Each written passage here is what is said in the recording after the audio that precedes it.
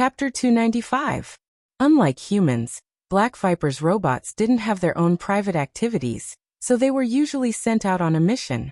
The reason why Black Viper's robots were sent out on a mission couldn't be a small matter. Take the Sea Blue Gold incident for example. The mastermind behind the incident had directed the RAS academicians who were busy trying to make themselves famous. But ever since then, the research on Sea Blue Gold had progressed by leaps and bounds, and the results were remarkable. This was why it was said that leaders were born strategists. Speaking of which, Sillin hadn't received any news about the Black Viper incident when he arrived here. Guanfeng hadn't completely let go of Sillin, and Sillin was just getting used to it. Still, there was no way he wouldn't have informed Sillin about it if it was something serious. The robot hadn't told Sillin about the incident before, but it wasn't going to hide it from Sillin now that he had asked. "We're here to monitor the suspected carrier of the virus," said the robot. The suspected carrier of the virus? Sillin was puzzled. He hadn't heard anything about the carrier of the virus since he arrived on this planet. Yes. The robot told Sillin the cause of the incident and all the relevant information. A virus had appeared in the Empire, and it was called the zebra virus by the RAS virology.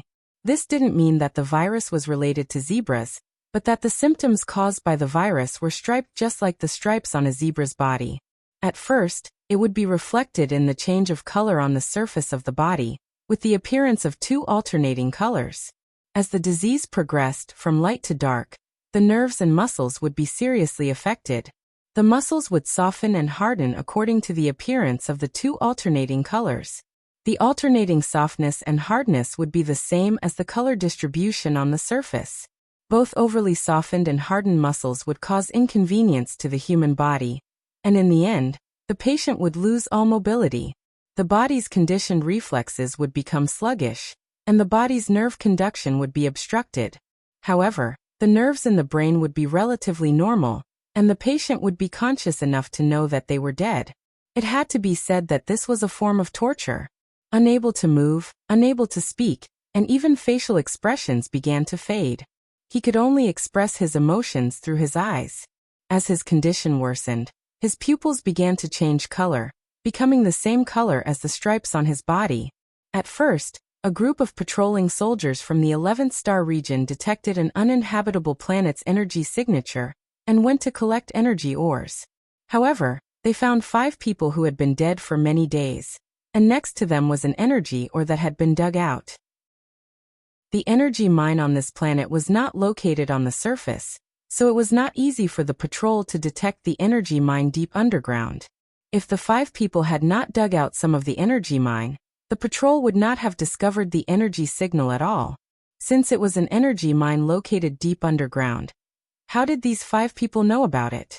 Obviously, they were not the only 5 people who had come, because the patrol saw traces of aircraft landing there, but when they arrived on the planet, they did not see any aircraft. This meant that they actually had companions, but their companions had left them behind and left. The 5 people who had died did not have any wounds on their bodies. The patrol pulled off their protective suits and saw their miserable state.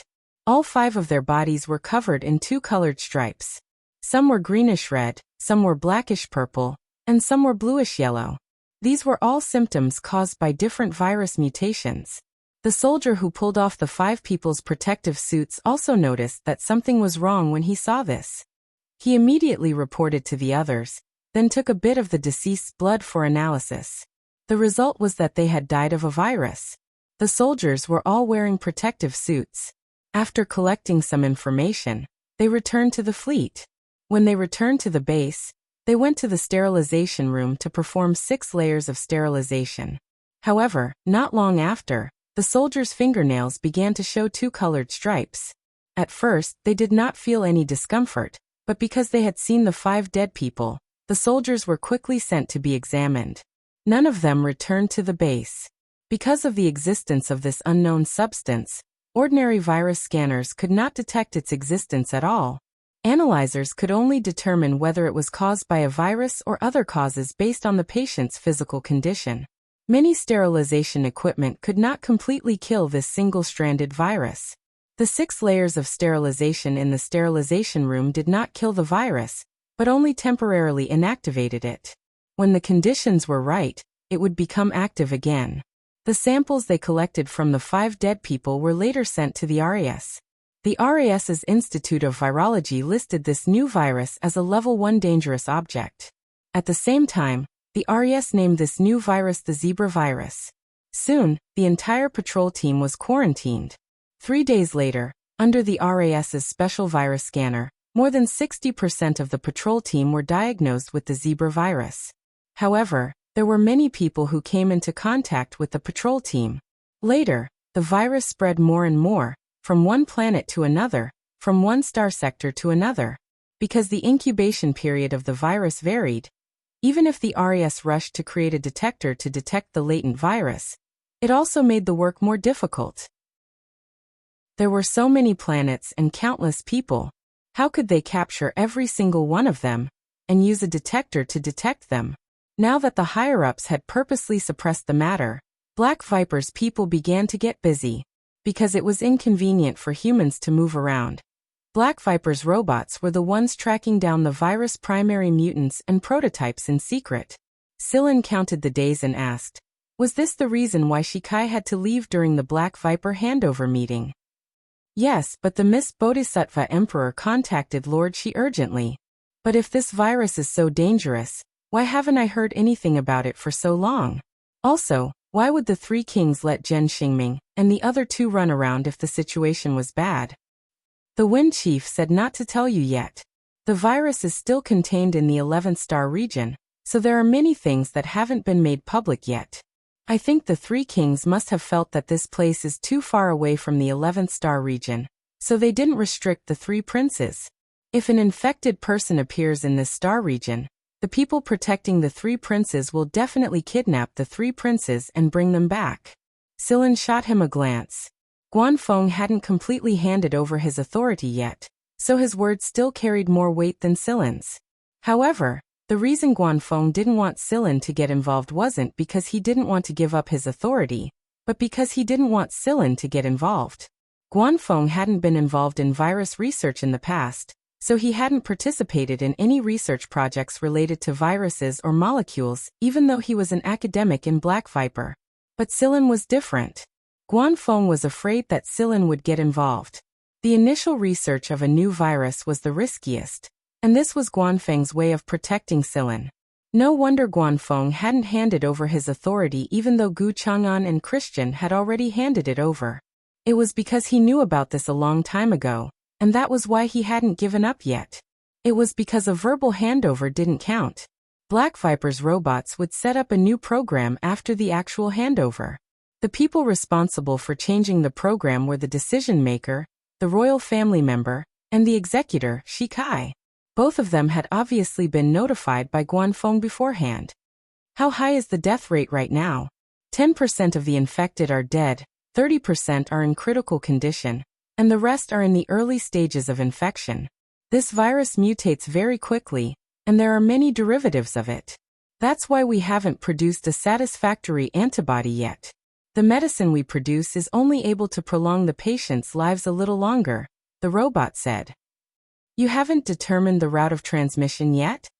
Sillin asked again. It's spread through the respiratory tract, body fluids, and bodily secretions. Up until now, everyone who came into contact with the patients has been infected. What's the situation with the foreign races? The foreign races aren't immune either. The virus mutates even faster in their bodies. Sillin fell silent for a moment.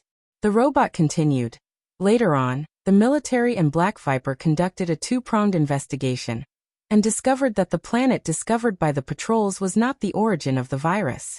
Now there are 2 viewpoints. One is a conspiracy theory. They believe that this is a conspiracy, that someone deliberately arranged such an incident to release the virus in order to take revenge on the dynasty. As for the other point of view, it's mostly people from the Royal Academy of Sciences. They've taken out some experimental results as a basis and believe that this virus molecule isn't man-made, but a new type of molecule formed naturally. There's a great deal of chance. You got the molecular diagram, right? Let me see, Sillin said. The robot's eyes flashed, and two beams of light shot out of them to form a three-dimensional image in front of it. The image showed the structure of a high-level mutated virus. The molecular diagram of all the atoms that made up the virus was clearly displayed. It was a single-stranded virus molecule. Human DNA was a double-stranded helix, so it was relatively stable. However, single-stranded DNA like this was much less stable, let alone a single-stranded virus like this. Sillin pointed at a black circle on the molecular diagram and asked, "What does this represent?" "Unknown substance." "No clue at all." "No, this is a substance that has never been seen before. The people from the RES and the Black Vipers research group haven't come up with any useful information so far, but they have pointed out that to understand this substance, we have to start with the original virus. So far, only a small portion of the virus samples have been obtained, and the original virus has never been seen before. It was because of this that the RES virology department rejected the conspiracy theory and supported the idea of natural formation. However, was there any use in arguing about this at a time like this? Either way, there was no progress on either side. "Send me all the information you have on this zebra virus." Sillin turned on the communicator in his hand. This communicator had a secure receiving function and could store a large amount of information. The robot didn't refuse and directly transmitted all the information it knew to Sillin. "You came to this planet because you found a carrier of the virus?" "We're not sure. We're just following them." A noble from the 11th star region came out of the wedding. And although the 11th star region is currently in a closed state, they're still lenient toward the nobles.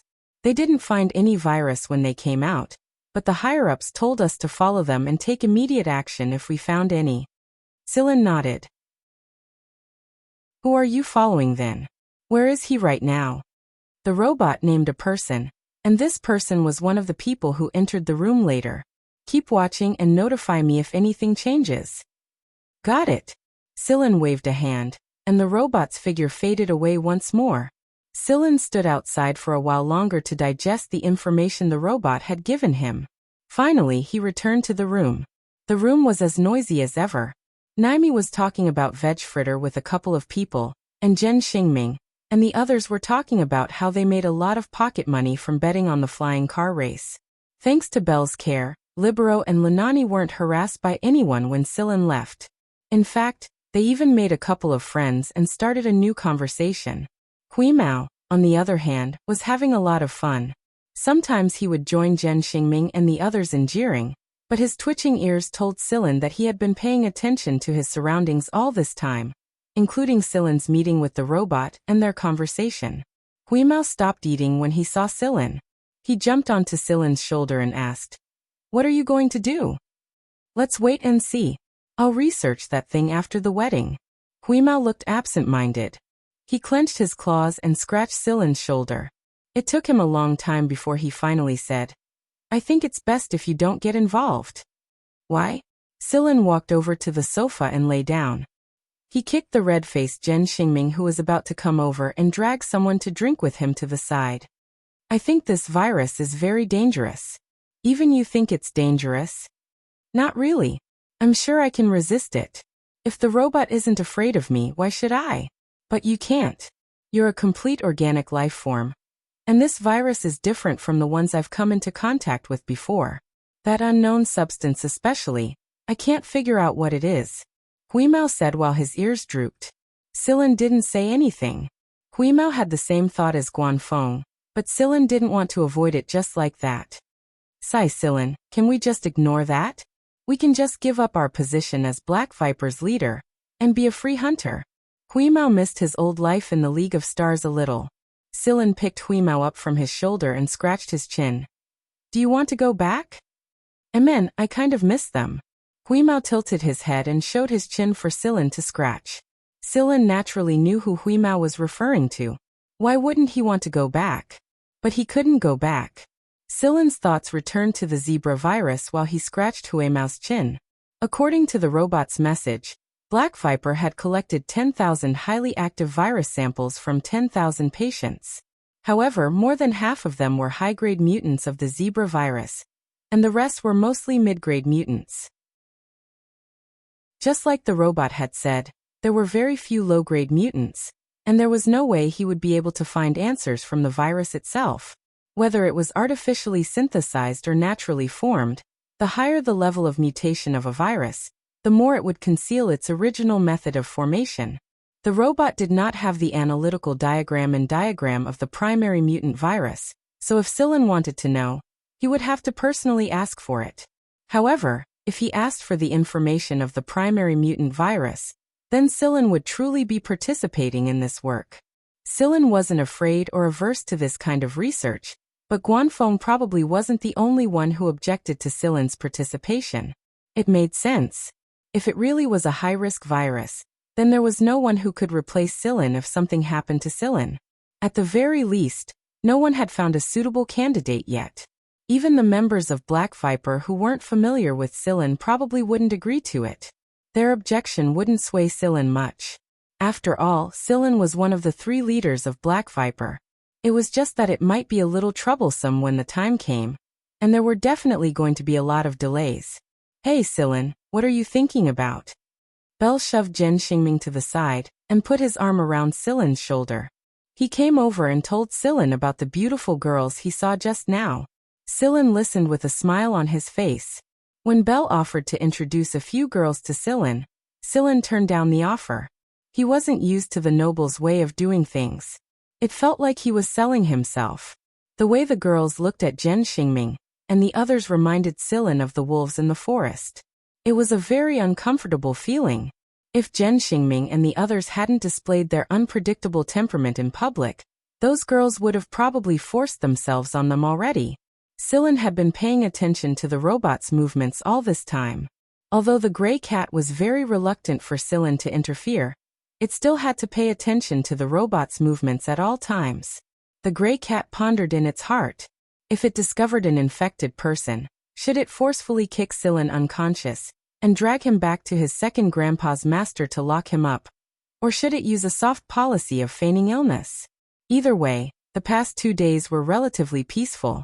Nothing major happened during the race with Naimi and the discussion with a couple of racing enthusiasts.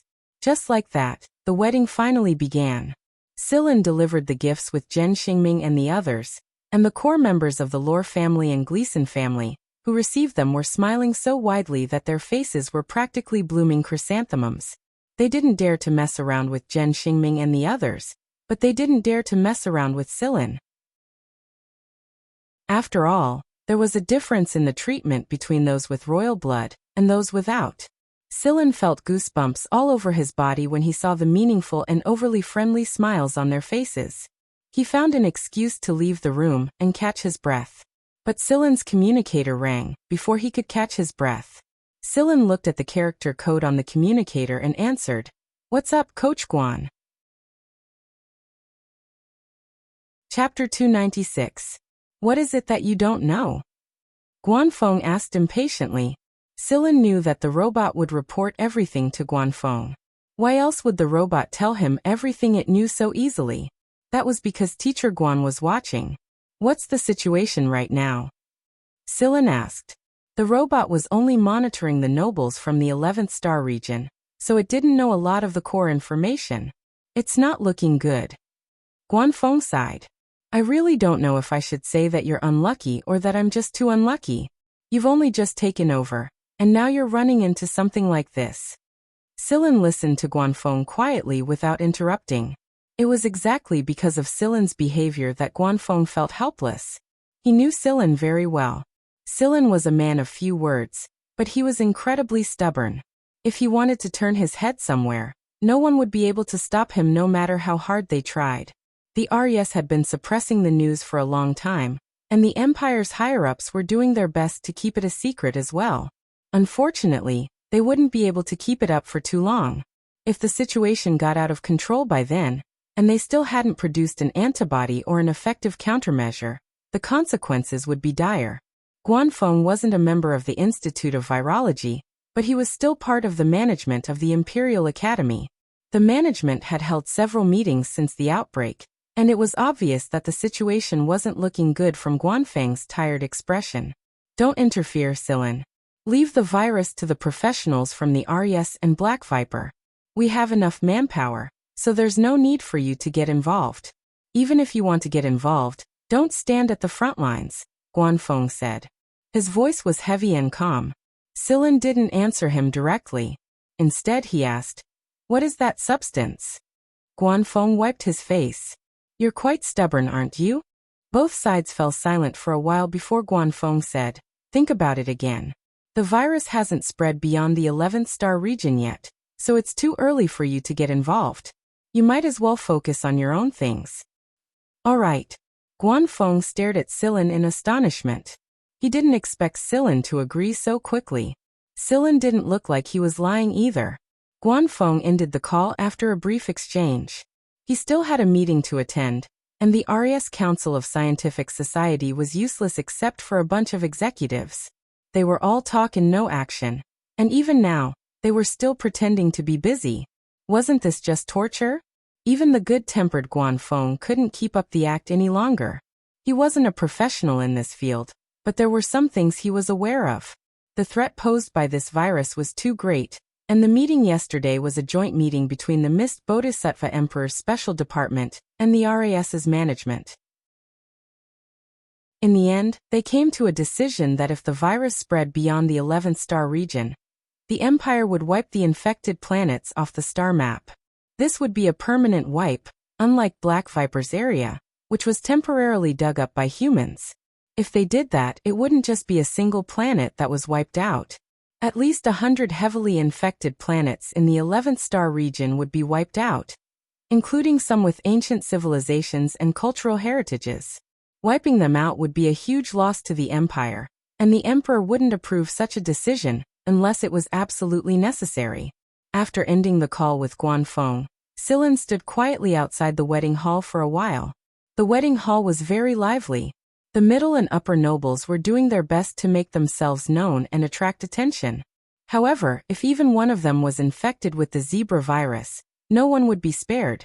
Currently, being infected with the zebra virus meant death. Even if a lot of medicine and technology were used, it would only delay the inevitable. It was extremely easy to be infected, the mortality rate was high, and the coefficient of variation was high.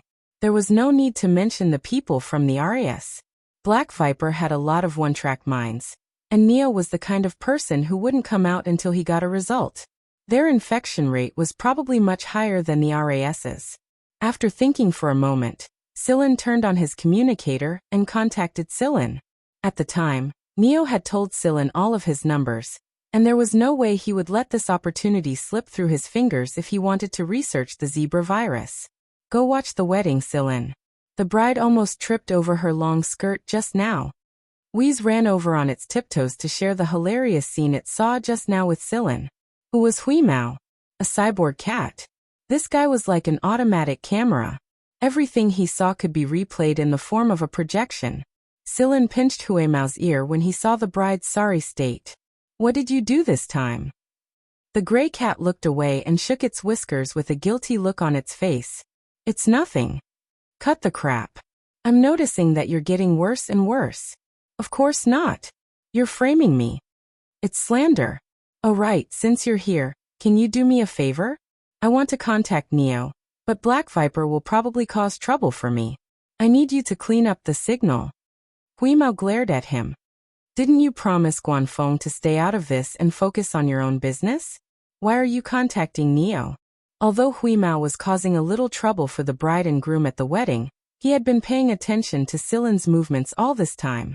It was exactly because Sillin had promised Guanfeng that Wheeze would do more of its own things that it was so happy that it raised the automatic platform beneath the bride's feet a little.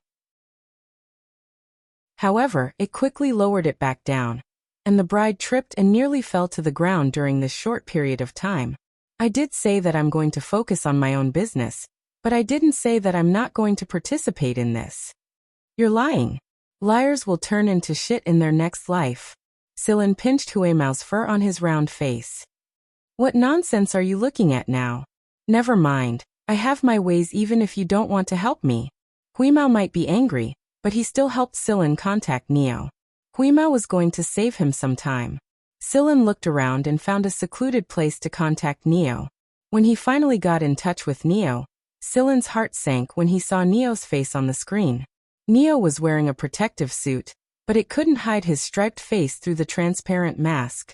Right now, Neo was busy in the lab that Black Viper had carved out of the quarantine zone. Silen, hurry up and tell me what you need. I still have things to do. This zebra is killing me. Neo didn't sound depressed at all because of the virus. On the contrary, he looked full of fighting spirit. When did you get infected with the zebra virus? Silen asked. About 10 days or so, but I made a medicine that can alleviate the symptoms. It could only alleviate the symptoms and not cure the root of the problem. Neo would die for sure if he couldn't produce a medicine that could counter the virus.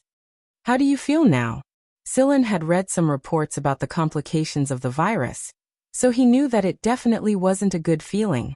When the subject was brought up, Neo cried out like he had experienced it deeply. Oh my God! I'm telling you, Silen, this is a really bad feeling. Do you see these stripes? Neo pointed at his face behind the transparent mask.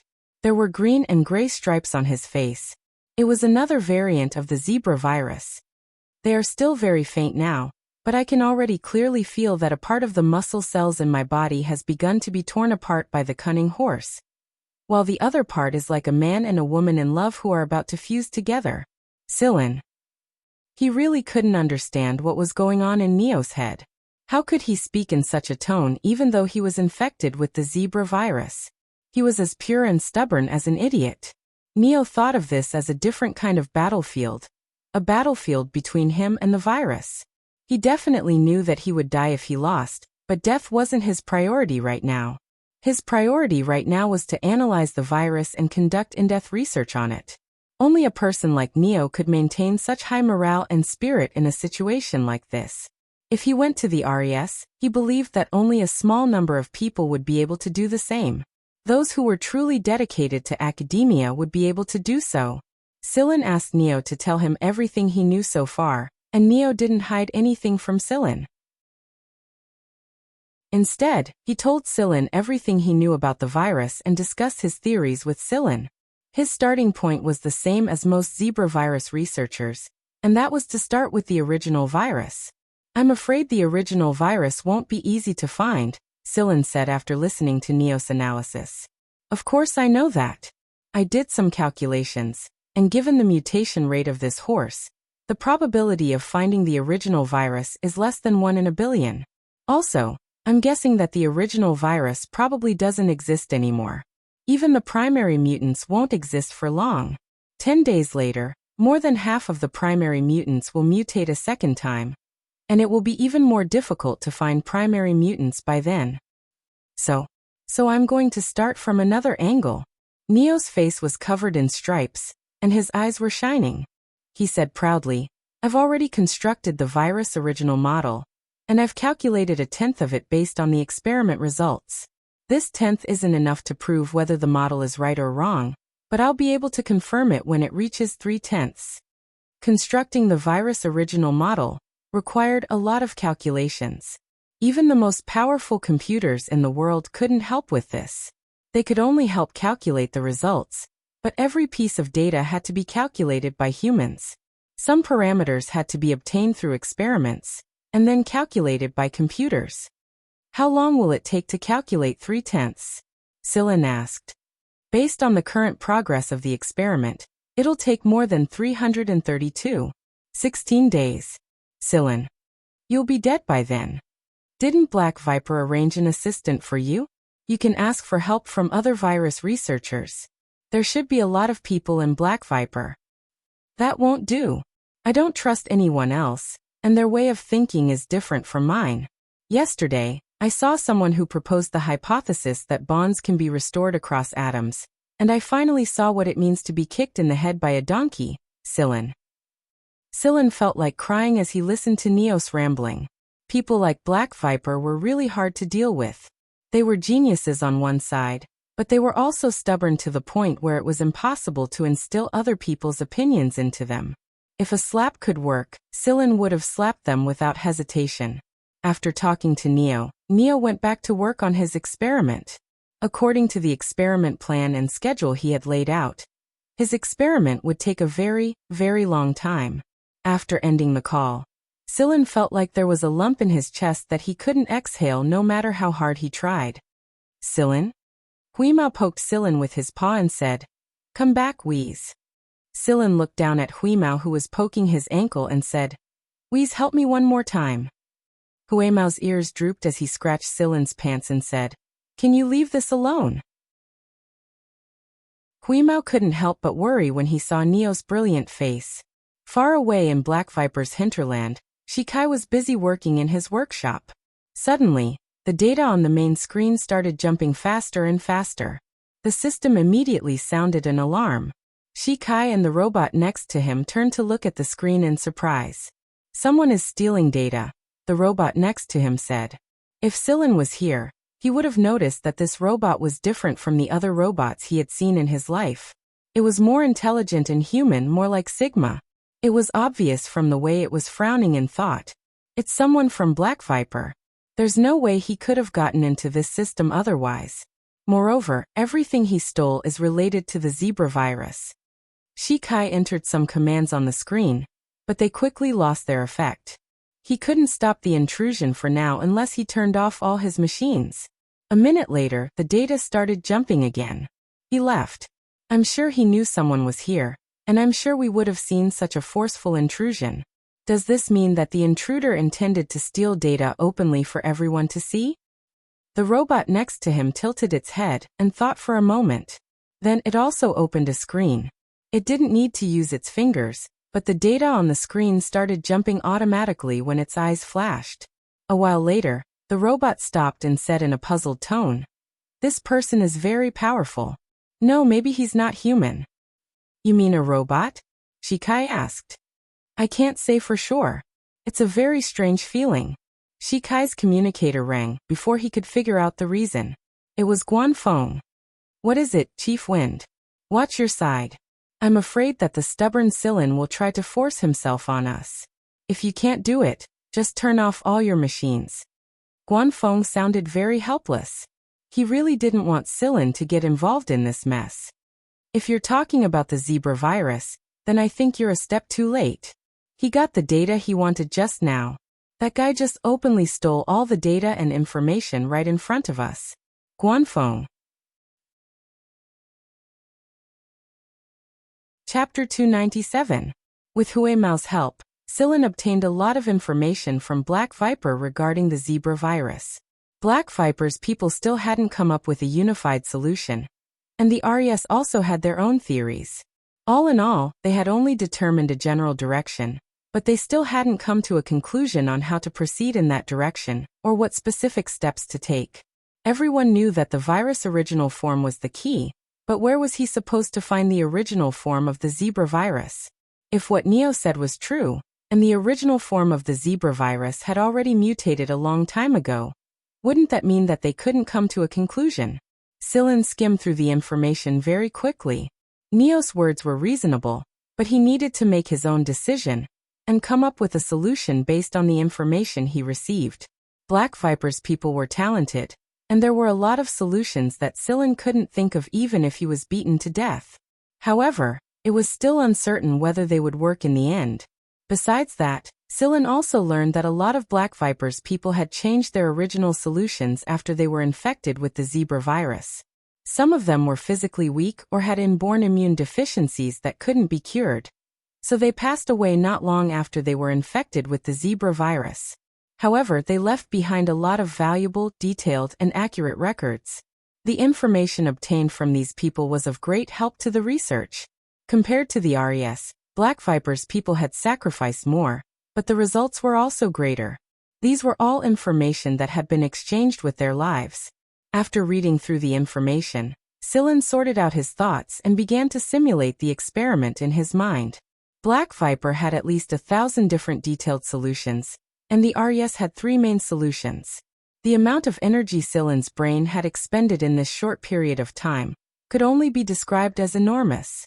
No one would believe that he could simulate more than 1,000 different experimental solutions in such a short amount of time. Not to mention the fact that he could simulate more than 1,000 different experimental solutions at once. It wasn't that the solutions were completely wrong, but that there wasn't enough time to carry them out. Take Neo's case for example.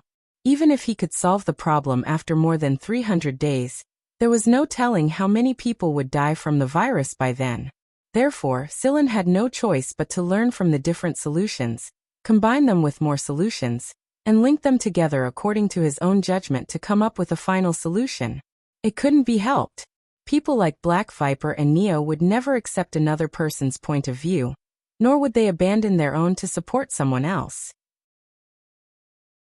Huimao was especially annoyed when he saw Sillin sitting there with his eyes closed. From Huimao's point of view, he wouldn't feel sad even if a bunch of people he didn't know died. However, he couldn't bear to lose those he knew. He was a selfish cat. Was it wrong to be selfish? Who cares if it was wrong or not? After a long time, Sillin opened his eyes and looked at Huimao, who was lying listlessly on the ground. He picked him up and carried him out of the room. "Where are we going?" Huimao asked weakly. He lowered his tail and looked at Sillin. "To Black Viper." "I'm not going." Huimao struggled free from Sillin's arms. His 4 claws were firmly nailed to the ground. He lowered his body, as if he didn't want to leave. "You really don't want to go?" Sillin didn't move. "I'm not going. I won't go even if you kill me. Then I'll go by myself." In the end, Huimao still followed Sillin when he was a certain distance away. However, he scratched Sillin's pants until they were like noodles again, and he was throwing a tantrum without saying a word. Even when Sillin placed a fresh fish biscuit next to Huimao's mouth, Huimao would eat it. He definitely ate it, but he wouldn't say a word or look at Sillin. Sillin definitely had to tell Zhen Xingming that he was leaving. He didn't tell him the real reason, but he did indirectly remind them to be careful and return immediately after the wedding. Zhen Xingming and the others were a little playful, but they still understood what Sillin meant. Although they didn't say anything after hearing Sillin's words, they still decided to do as Sillin said. After giving Zhen Xingming and the others some instructions, Sillin took Huimao to a good place for a flying car. However, to Sillin's surprise, someone was already waiting for him there. Gleason Dodge. Sillin looked at Gleason Dodge. The young man obviously knew that they were going to leave, and he hadn't stopped monitoring Sillin and Huimao at all. There were always a lot of people around Gleason Dodge who were in charge of protection. Some were in the open, some were in the shadows, some were in the visible, and some were invisible. The Gleason family really did protect Dodge like he was their treasure. "Are you going to the 11th star region to find a cure for the virus?" Dodge asked. "How do you know about the virus?" Sillin didn't think that Dodge would know about the zebra virus. There was no way he would know about the virus if he was in contact with the true core of the Gleason family. The core nobles of the upper echelons of the empire have received the news already. However, the emperor has ordered us to keep it under wraps for now, so it hasn't spread yet. Dodge had investigated Sillin before. Since Sillin had a close relationship with the Zhen family and was Guanfeng's favorite disciple, it wasn't surprising that he knew about the virus. "Then may I ask why you are waiting here?" "I'm sorry, but I'm in a hurry." I hope that young Master Dodge can be more direct. Even if Sillin found out that he was being watched, he wasn't afraid of conflict with Dodge. Gleason Dodge shook his head. "I'm not trying to cause trouble for you. I'm just waiting here to tell you that if you want to go to the 11th star region to find a cure for the virus, I suggest you go there." As he spoke, Gleason took out a star map, opened the star map of the 11 star regions, and pointed at one of the planets. "Before the virus appeared in the 11th star region, I once went to the 11th star region, but one day, due to the ion storm and severe magnetic interference caused by the stellar flare anomaly in that region, I changed my original route. However, in that region, there was a planet that was affected the most." "You're saying that planet might be related to the virus? When did you pass by that planet?" Sillin asked.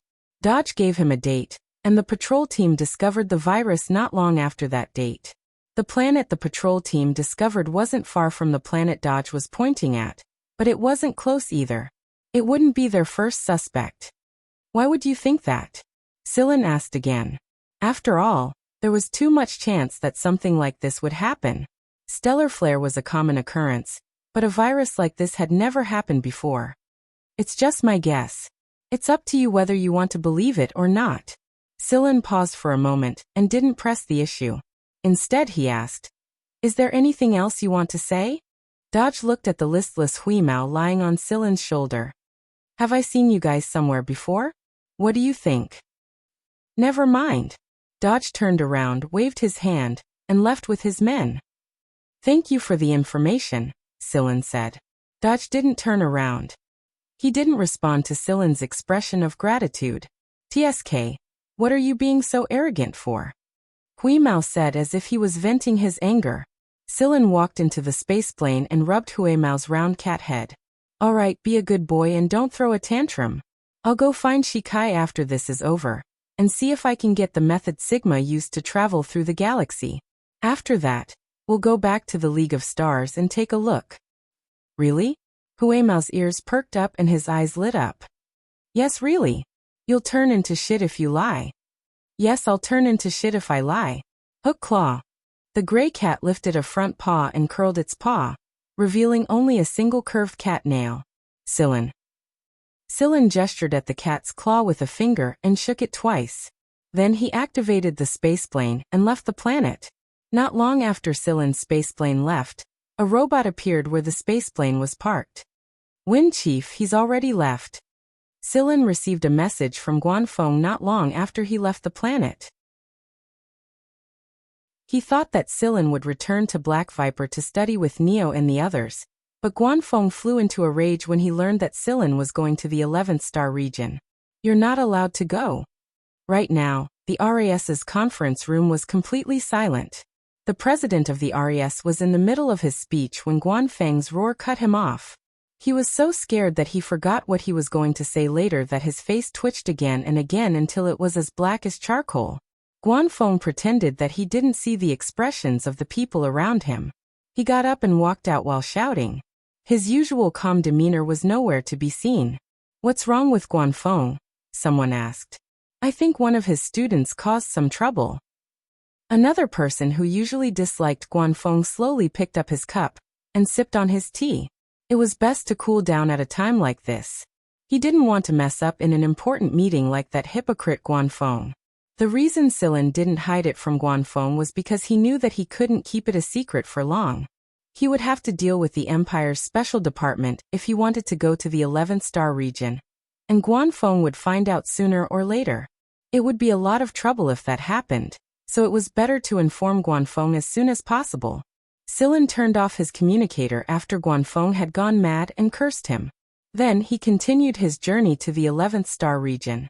Just like Sillin had learned, the 11th star region was heavily guarded, especially the regions with more serious problems.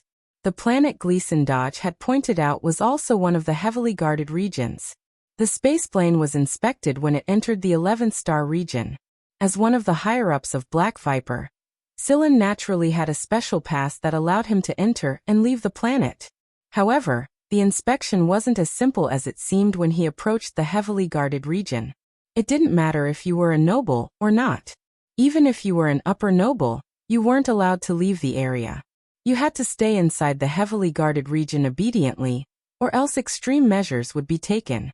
This was an order from the higher-ups, and the people guarding the regions with the most serious problems were all from the Empire's special department.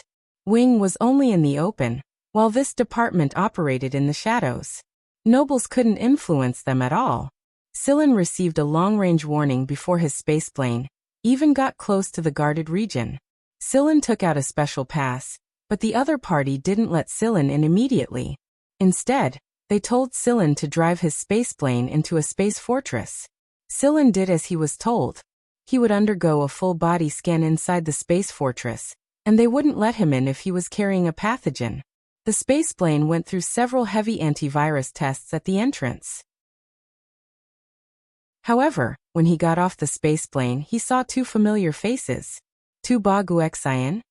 The two people who walked over were the people who were tested on that planet.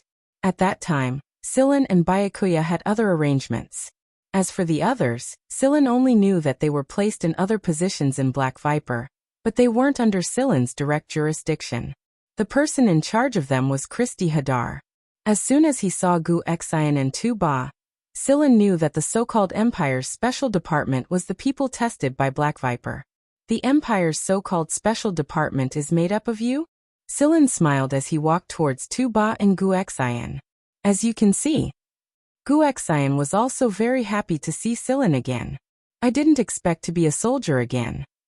Tu-Ba was wearing a military uniform, but it was very different from the uniforms of the two armies of the Empire. At a glance, it was obvious that they were experienced in combat. The design of the military uniform was very suitable for combat. Hey Wheeze, why are you so unhappy? Who bullied you? Guxian poked Huimao's ear and received a claw from Huimao. Who dared to bully it? Sillin curled his lips. It was you. Huimao pointed a finger at Sillin and complained. Sillin is a big bad guy, a big idiot, a big liar, and a big piece of shit. Sillin. Where did he learn this from? Guxian chuckled as he looked at Huimao's resentful expression and scratched Sillin's sleeve. What are you doing here? You should know that this is a critical ward. Tu-Ba asked. At the mention of this, Guxian's smile disappeared and his expression turned serious. They had seen the symptoms caused by the virus before. No matter how strong one's physique was, it was inevitable. I'm here to look for clues about the virus. Clues? Did Black Viper send you? No, I came on my own. Guxian and Tu-Ba didn't know that Sillin was one of the 3 new titans. They only knew of Christy Hadar. Sillin didn't explain his background to them. He only said that he was an academic like Neo and the others. The trio chatted for a while longer. Guxian and Tu-Ba's expressions grew heavy when they learned that Neo was infected as well. Although the guy's words made them want to slap him, they had to admit that he was talented. If it wasn't for Neo's safety zone, they would have died a long time ago. Since Sillin had made up his mind, Guxian and Tu-Ba knew that it was useless to try and persuade him otherwise. They told Sillin about the situation in this area. What do you think of this planet? Sillin opened the star map of the 11th star region and pointed at the planet Gleason Dodger was talking about. Oh, this one. Let me see. Tu-Ba brought up the planet's information. It's also one of the heavily infected planets. How much longer do we have? Sillin asked. Sillin wanted to know how much longer it would take for the planet to reach the time limit set by the higher-ups. Judging from the rate of spread of the virus on the planet would be wiped out if they couldn't produce a cure by the time the virus reached the time limit. The longer it took, the harder it would be to destroy the mutated virus. Originally, the virus could be destroyed by erasing the planet's energy, but after a while, the virus's survivability would increase, and it would infect other planets and regions a second time. Tu-Ba and Guxian understood what Sillin was trying to say. A moment later they said, since a new cure has appeared, it should be able to buy us some time.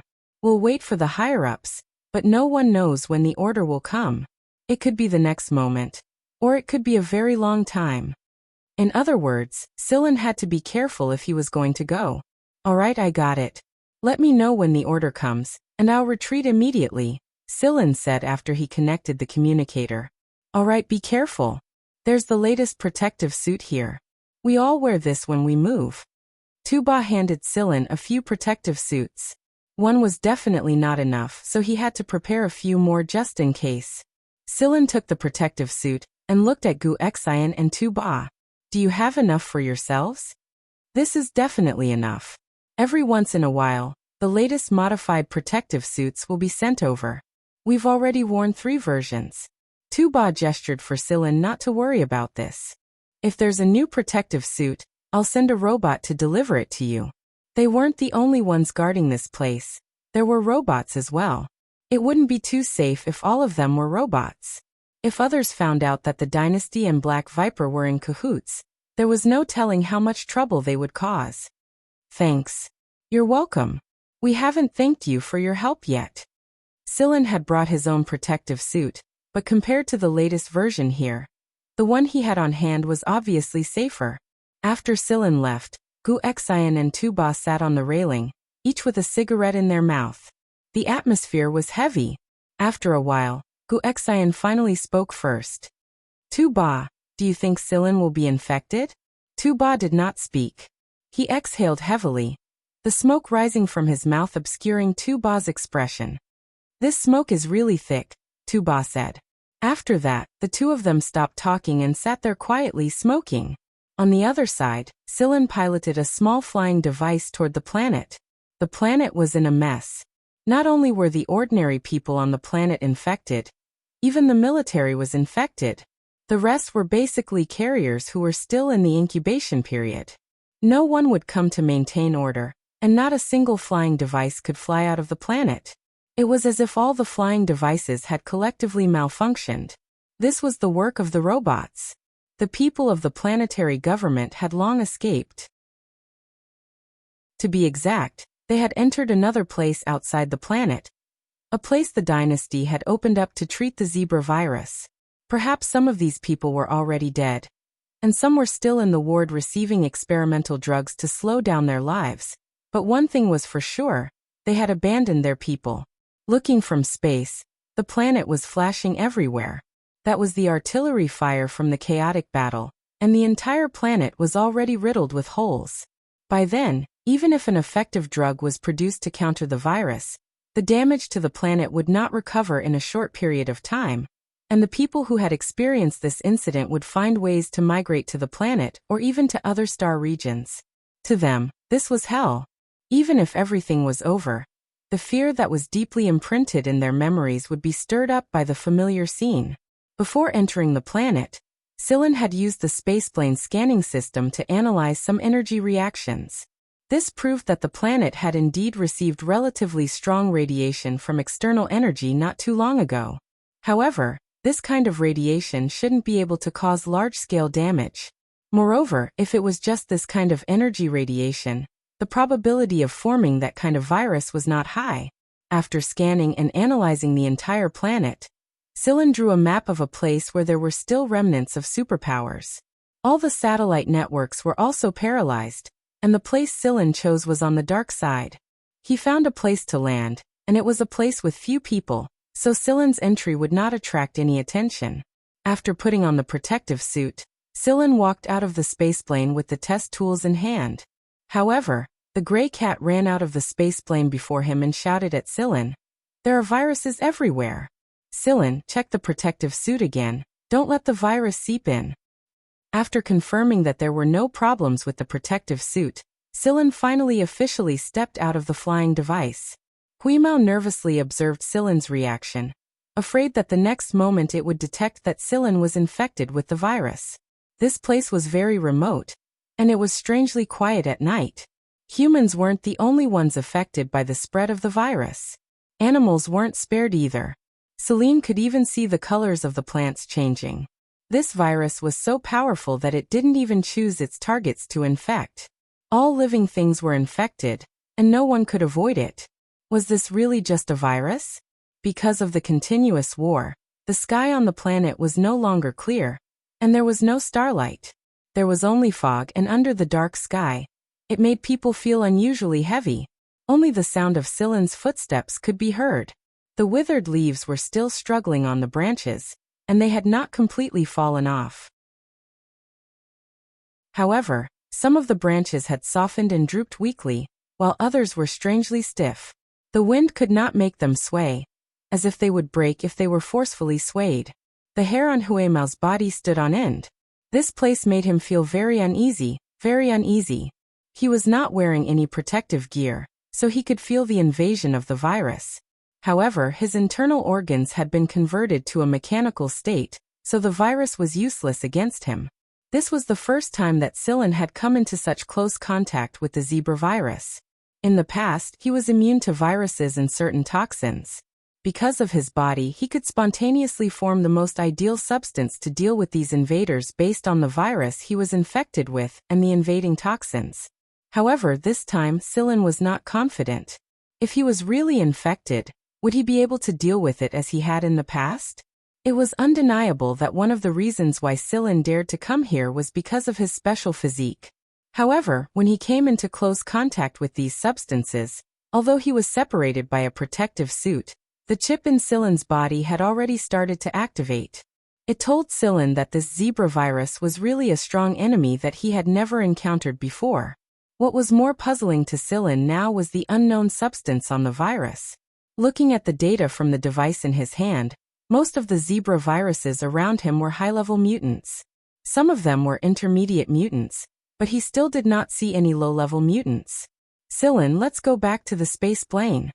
Out of habit, Huimao was about to use its claws to hook Sillin's pants.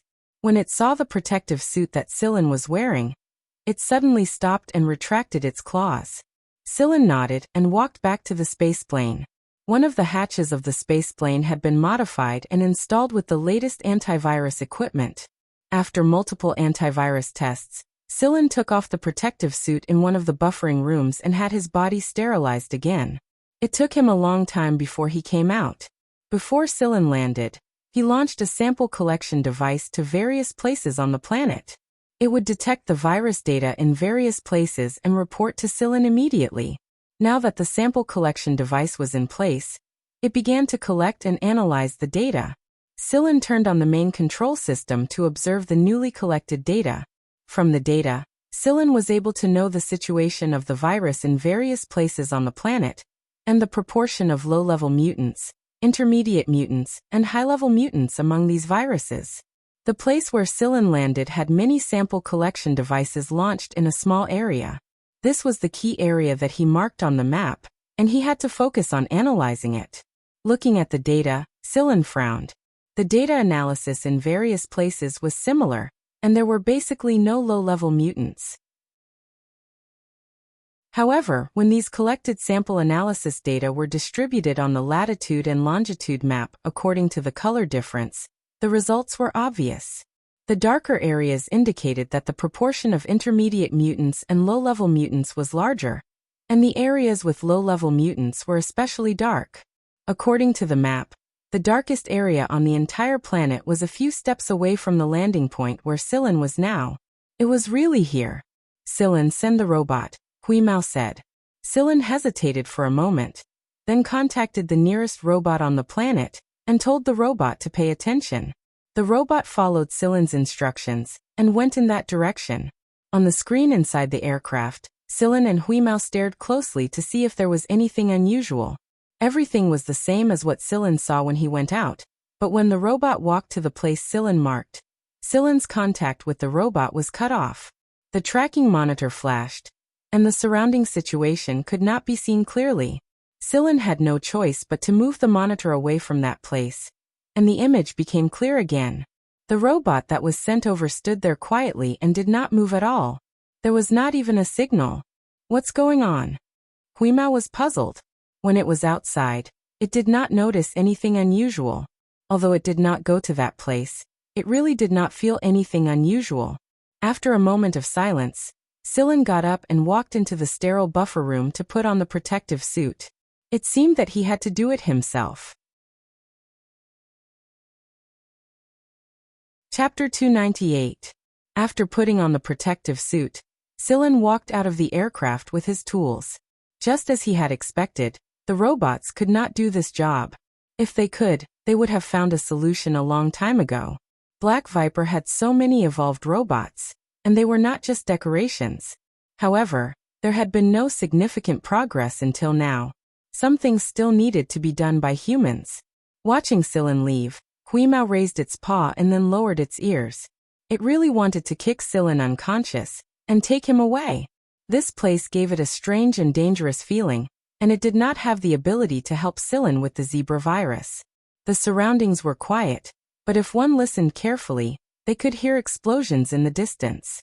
There were sparks in the sky, and one could imagine what kind of riot was going on. Sillin carefully and slowly approached the location he had taken out. Every time he took a step, he would observe the data displayed on the device. He would stop the second there was an anomaly, but strangely enough, just like before, there was still nothing suspicious until he reached the place. Sillin was already very close to where the robot was standing, but he couldn't find anything special from the display on the device at all. Wheeze, do you feel anything? Sillin looked at Huimao. The gray cat shook its head. It's just a bad feeling. I can't put my finger on it, I just feel a little scared. But I can't detect anything special except for the zebra virus around us. No, wait, the virus density in the air has increased. Silin, don't move. I'll go and take a look. Be careful. Huimao walked over. When Huimao stood next to the robot, it suddenly felt cold all over, and all the hair on its body stood on end. Wheeze, what's wrong? Silin saw Huimao and was very anxious. Don't come over. Huimao slowly moved back step by step. Unlike the easy steps he had taken earlier, every movement now looked very difficult. Silin felt pain all over his body. With great difficulty, Huimao retreated to Silin's side and let out a long sigh. That place is too strange. Silin, it's better if we don't go there. All right, let's go back first. Silin also knew that he couldn't rush it. However, it was good that he could discover the strangeness of this place. At least it was an improvement. Just as he was about to walk back, Silin suddenly stopped and looked at his hand that was holding the instrument in a daze. Huimao shook the stiff fur on his body. When he heard that Silin wanted to go back, he let out a long sigh of relief. He tiptoed back to the drone, but after a few steps, he found Silin standing there in a daze, staring at his hands. Silin, leave quickly. Let's go back. Seeing that Silin didn't answer, and was still staring at his hands in a daze, Huimao panicked. Could it be that he crashed like that robot? Silin. Huimao ran over and yelled. Silin finally moved his gaze away from his hands and looked at Huimao. Wheeze. What? I've been infected. I've been infected. How is that possible? Aren't you wearing a protective suit? Huimao walked around Silin as if he wanted to confirm it. He took a closer look at the protective suit that Silin was wearing. There was no damage. The respirator, gas exchange tube, and the newly added internal virus filter were all intact. How could he be infected? How could this be? The protective suit is useless. You're lying. Gu Xian. And that mud guy told me that this is the latest protective suit. The lunatics from Black Viper and the old guys from the RAS have all tested it. How can it be useless? Silin, don't lie. If you lie, you'll turn into shit. Huimao really wanted to jump over and scratch Silin's face. I'm not lying. Silin did not turn around and sat down. Just as Silin was about to leave, he noticed that a substance had penetrated the protective suit and entered his body through the surface of his skin. Then the familiar molecule started to slowly synthesize. It was not fast, but it was indeed synthesizing the molecule according to the familiar zebra molecule. It was also recognized by the RES and Black Viper as a primary mutation. After the primary mutation was completed, it went through a second change. It was synthesizing toward another familiar molecule, which was recognized as an intermediate mutation. If not for Silin's computer-like body, he would not have noticed it. Silin was shocked. He did not expect the so-called virus to be that thing. Wheeze, I found the virus, Silin said. His tone was neither fast nor slow. There was no sign of emotion from the infection. The gray cat was pacing anxiously on the spot, but its eyes lit up when it heard that Silin had found the virus source. According to the researchers from both sides, they would be able to solve this problem even faster if they found the virus source and create the antiviral medicine. What is it? Where is it? Huimao asked hurriedly. Silin pressed a button on the communicator on his wrist, and a green screen popped up. Silin raised his hand and tapped on the screen. The speed of his fingers was so fast that normal people would not be able to see Silin's movements. They would not even be able to see the characters flashing on the screen. However, Huimao could see it. Following Silin's new set of procedures, Huimao's eyes changed. His pupils expanded until they covered his entire eyeball. The glowing green light was eerie in the dark. I see it. The gray cat converted the scene it saw and projected it for Silin to see. The image had filtered out all the other organisms, and it was an ultramicroscopic image. There were only a few floating light spots on the image, and they were connected to other bands.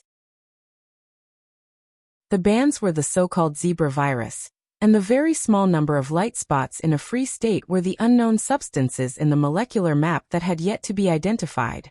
This unknown substance was the zebra virus that everyone had been searching for. No one would have thought that the virus was the unknown substance. Even Silin was shocked when he discovered the truth after he was infected with the substance.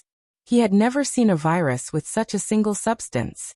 It was like a pure atom, But this atom was full of mysteries. Its internal structure could not be determined, and it could not be defined. Even if such a substance was found and the zebra virus was found, the next step would be even more difficult to solve. For the researchers of the zebra virus, it was like charging electricity for a long time. They were ready to use all their energy on the target, but in the end, they found that the target was an insulator. More importantly, this substance could penetrate the protective suit. Sillin reprogrammed the sample collectors with a new set of procedures and detection methods. Huima would track these sample collectors and guide them to the correct path of detection. 2 hours later, Sillin got the results.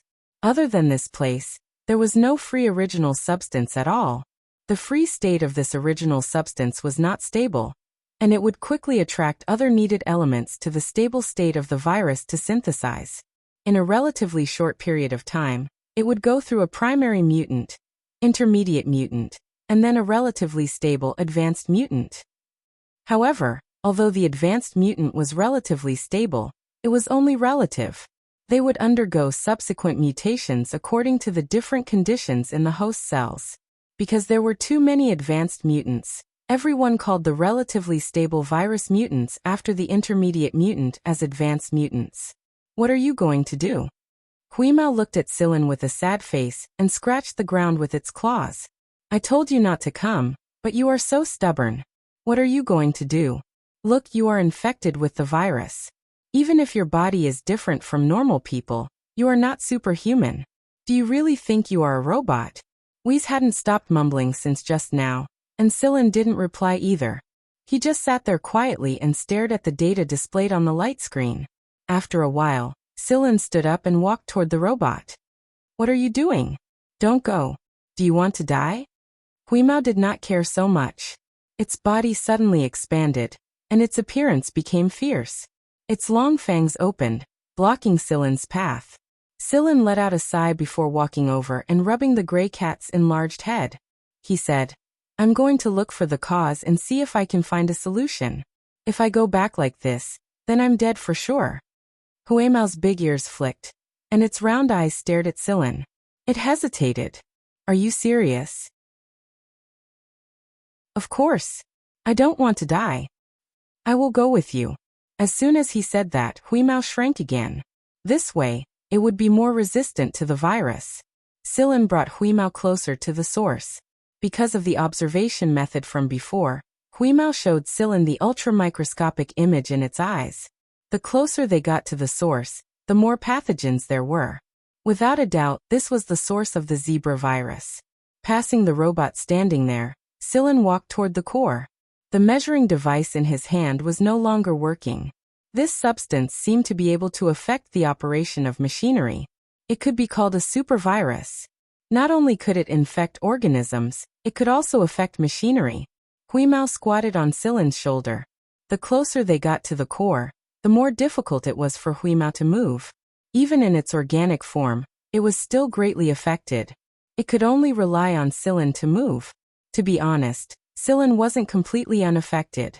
Although the biochip embedded into his genes wasn't a pure mechanical substance, it still gave him a feeling similar to the one Whis was experiencing. The distance of less than 50 meters felt like he was running 50,000 meters with obstacles in his way. When he reached the core area, Sillin discovered that there was a basement here. It was very well hidden, and since this area was a remote area, it was also a heavily infected area. No one would come here, so it was no wonder that no one had discovered it until now. He found the entrance. It was not big, just enough for one person to go in and out. Sillin slid down and put on the night vision goggles. It was completely dark down there. Sillin did not dare to use the light. He was afraid that there were substances that could not be exposed to light. Some special departments in the military would also have similar professors in their training. This was because the places they were assigned to were very special. There might be some substances that could be easily decomposed when exposed to light. It would be fine if they were non-toxic, but some substances that were originally non-toxic would become highly toxic after being decomposed. Sillin did not learn this from the military. When he was still a shadow hunter, he had created many substances that could decompose in light. Although Sillin was still wearing the protective suit, It was better to use the night vision goggles to avoid any abnormal events other than vital gases. From the filtered image, it could be seen that there were more pathogens in the basement than outside. It was very likely that the virus was leaked from here. If that was the case, could the zebra virus really be artificially created? If that was true, the person who created the zebra virus could be called a genius, just like the mad scientist Ori Hansen who injected the chip into Cylon. There were no signs of animal life here. The laboratory was maintained the same as before. The equipment in the laboratory was not very advanced. Most of the instruments were models that had been eliminated by the Royal Academy of Sciences. Cylon found the owner of the place in one of the laboratories. However, the man had been dead for a long time. There was not much decomposition. People who died from the zebra virus would not decompose so quickly. The man looked like a mummy with a zebra crossing drawn on it. Cylon speculated that he was the first victim of the zebra virus and the first person to die from it. The underground laboratory wasn't big, so Cylon quickly walked around it. There were no traces of the zebra virus being produced. A few key machines had been destroyed by the owner of the place, but they were only malfunctioning. Cylon could still read some information from them. Huima was not in the right state, so Cylon could not count on it. He took out a finger-long cylindrical instrument and waved it over the broken machine. Just as he finished reading the data, the instrument stopped working. This was the best it could do. The influence of the virus around them was too great. Even if Cylon was curious, he could not read the information on the spot. Is it done? Huima was feeling very uncomfortable. Yes, let's go up and see what information is hidden in these machines. Cylon patted Huima's drooping ears to comfort him. There was one more place that they needed to check before they left. The virus came from there. The dead man was leaning against the lab table. He was holding a stick in his hand. The surrounding instruments were smashed with this stick. Because the man had been infected by the zebra virus, he could not use much strength.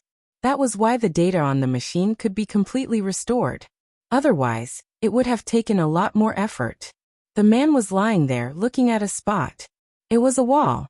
Cylon walked to the wall and knocked on it. After confirming a spot, he used a knife to pry it open. Just as he made a crack, Cylon's vision went black, and he fell to the ground. Cylon, what's wrong? Huima raised his paw to pat Cylon. It took a long time for Cylon to recover. Earlier, his vision had been dark, and he could not see what was shown through the night vision goggles. Now that he had recovered, Cylon looked up at the wall. From the place where the knife had pried open, there was only a broken bottle. As for the thing inside the bottle, Cylon rubbed his head, feeling very uncomfortable. Did the thing go into your body? Huimao asked with a trembling voice. Cylon knocked his head. I think so. Huimao wanted to cry. In the end, Cylon moved out step by step. He seemed to have lost his sense of balance. His cerebellum was about to rebel, and his brain was starting to show signs of rebellion. It was not looking good. However, after leaving the underground laboratory, Huimao jumped down from Cylon's shoulder. He did not know if it was because the thing in the bottle had gone into Cylon's body, but Huimao was not affected much. After changing his body size, he carried Cylon and quickly ran to the aircraft. It did not matter whether the virus was sterilized or not. In any case, he was already infected with the zebra virus. Cylon entered directly from the cabin door, and not from the sterile room. After returning to the aircraft, Cylon sat on a chair, and took out a few bottles of medicine to inject. Then he sat there quietly. Hey Cylon, don't fall asleep. If you fall asleep, you won't wake up. Huimao circled around the chair. Who did you hear that from? That's what everyone said. All right, I'll rest for a while. Don't disturb me. You'll wake up after falling asleep, right? Of course. Lying turns into shit. Yes, it turns into shit. Huimao jumped onto a nearby table and squatted down to stare at Cylon. After thinking for a moment, he ran to the communicator on the aircraft and contacted Guanfeng. Guanfeng was in the middle of a meeting, and an urgent report had panicked everyone in the RAS. The Flaming Eagle Fulvig family's princess had been diagnosed with the zebra virus 3 hours ago. If it was just a trivial matter in the 11th star region, they could delay it for a while. But now that the royal family of one of the three kings was involved, the RES could no longer shirk their responsibilities. The president of the RES had summoned all the senior executives. I don't care what you are doing or where you are right now. Don't even think about shirking your responsibilities. Therefore, Guanfeng reluctantly returned to the meeting room and sat down. He didn't understand. He knew nothing about viruses, so what was the point of sitting here and listening to these people bullshit about shirking their responsibilities? In the past, he used to parade around with the title of an academician, as if he was afraid that people wouldn't know that he was a highly respected and knowledgeable person. But now he was completely wilted and couldn't come up with an effective solution, even after a long time had passed. Guanfeng was only here to make up the numbers, so he didn't pretend to be patient and gentle anymore. Instead, he sat down and listened to these professionals bullshit.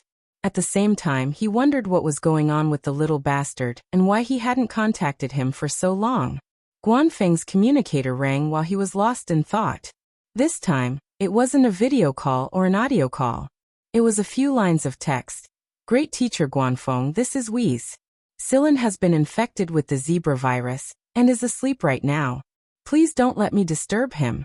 Guanfeng's mind exploded when he saw this line of text. At the same time, he slammed the table reflexively. Slap. A loud slam on the table interrupted the president of the Royal Academy of Sciences, who was in the middle of giving his speech. Chapter 299. The Dean of the Royal Academy of Sciences was sitting there with a dark expression on his face. A gloomy aura surrounded him. This was the second time Guanfeng had interrupted him like this. It was common knowledge that it was very difficult for a speaker to regain their composure once they were interrupted. His speech had long since vanished into thin air due to the sudden slap. The conference room was completely silent. The managers of the engineering department and the people from the literature department, who were spacing out just now, were pulled back to their senses and looked around blankly. The people who disliked Guanfeng picked up their glasses and pretended to drink in order to hide the gloating expressions on their faces. Guanfeng, on the other hand, was still staring at his communicator with his head lowered. His expression couldn't be seen clearly, but the pressure around him was incredibly low. His aura was even stronger than the dean's, who was sitting at the highest position in the conference room. The people who were sitting near Guanfeng subconsciously moved their buttocks away from him. The dean was going to call out Guanfeng's name, but he hesitated for a moment when he saw Guanfeng's aura and decided against it. He coughed and drew everyone's attention back to him. The situation is very urgent right now, but if you have urgent matters to attend to, you may leave. Normally, this kind of talk was just a formality or an indirect knock on someone's head. However, Guanfeng stood up and walked out of the conference room before the dean could finish his sentence. Not a single person in the conference room made a sound to stop him. The dean's expression grew even darker. His heart was beating erratically, and he wanted nothing more than to slam the table twice. In reality, Guanfeng wasn't trying to oppose the dean. He just wasn't paying attention to what the dean was saying at all. He was communicating with Huimao through encrypted text. Just now, Huimao had asked him what he should do next, but Guanfeng had lost contact with him before he could reply. The failure analysis of the communicator showed that the other side was suffering from extremely strong signal interference and couldn't connect. That was why Guanfeng was in such a hurry. He didn't pay attention to what the people in the conference room were saying and walked out of the conference room to contact the others. He had to find Silin as soon as possible, or Silin was dead for sure. A person who was infected with the zebra virus and didn't receive any treatment would die very quickly. While Guanfeng was busy contacting people, something had happened on Silin's side. Huimao was in the middle of communicating with Guanfeng when something strange suddenly happened around him. Almost all the electronic devices in the area were disrupted by this strange energy at the same time. After a series of bangs, all the machines around him were paralyzed, and a couple of precision detectors even exploded on the spot. All the hair on Huimao's body stood on end. He looked at Silin, who was sitting there with his eyes closed, as if he was facing a formidable enemy. This strange energy was coming from Silin.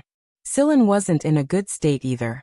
The two substances in his body were in a state of scorching heat. The unknown substance that had rushed into his body was trying to forcefully assimilate and modify Silen's chromosomes, but the biochip that had been embedded into his chromosomes a long time ago wouldn't allow it to happen. If the unknown substance won, then Silen would turn into a pure humanoid virus body. If that happened, then Silen could no longer be considered a person. In fact, even his consciousness would disappear. The invasion signal his brain felt was pretty strong. Right now, Silen was adjusting the biochip inside his body to fight for sovereignty with the unknown substance, or to chase the invading unknown substance out again. The strange energy that had appeared out of nowhere was none other than the energy ripples produced by a round of battle. Huimao stared at Silen like a statue. He could sense Silen's vital signs, and they were still strong. He hadn't declined because of the virus, but two different colored stripes had appeared on Silen's face. One was black, and the other was white. Moreover, the boundary between the two colors was fairly clear, unlike the other infected, where the stripes were blurry. Silen. Huimao tried calling Silen's name, but he didn't get a response for a long time. Huimao was about to move closer and poke Silen a couple of times when he suddenly sensed something. He immediately jumped up and grabbed Silen by the back of the collar and dragged him out of the room. While he was dragging Silen, he accidentally bumped into a chair leg and a door frame a couple of times. Silen's forehead was bleeding from the impact. "I'm sorry, but the situation is urgent. I can't care so much. Don't blame me when you wake up," Huimao said in his mind. After dragging Silen out, Huimao didn't stop. He ran away from the spaceplane, and not long after, he heard an explosion from behind him. The spaceplane had exploded. Due to the abnormal energy disturbance, all of the spaceplane's settings were seriously messed up. Even its alarms were disabled and unable to sound a warning. The reason why the gray cat dragged Silen out of the spaceplane in a hurry was because it sensed that the spaceplane was about to explode. That was close. Huimao let go. He looked at Silen, who was lying motionless on the ground with his eyes closed. He then looked at the wound on Silen's forehead. The strange thing was, even if Silen was cut by a knife, he would recover very quickly. But now, with just 2 bumps, it was just a scratch. There was no sign of scab forming, and the wound was still bleeding. What should I do? Huimao panicked. It didn't have a communicator right now, and Silen's communicator couldn't be used either. It couldn't contact anyone on its own.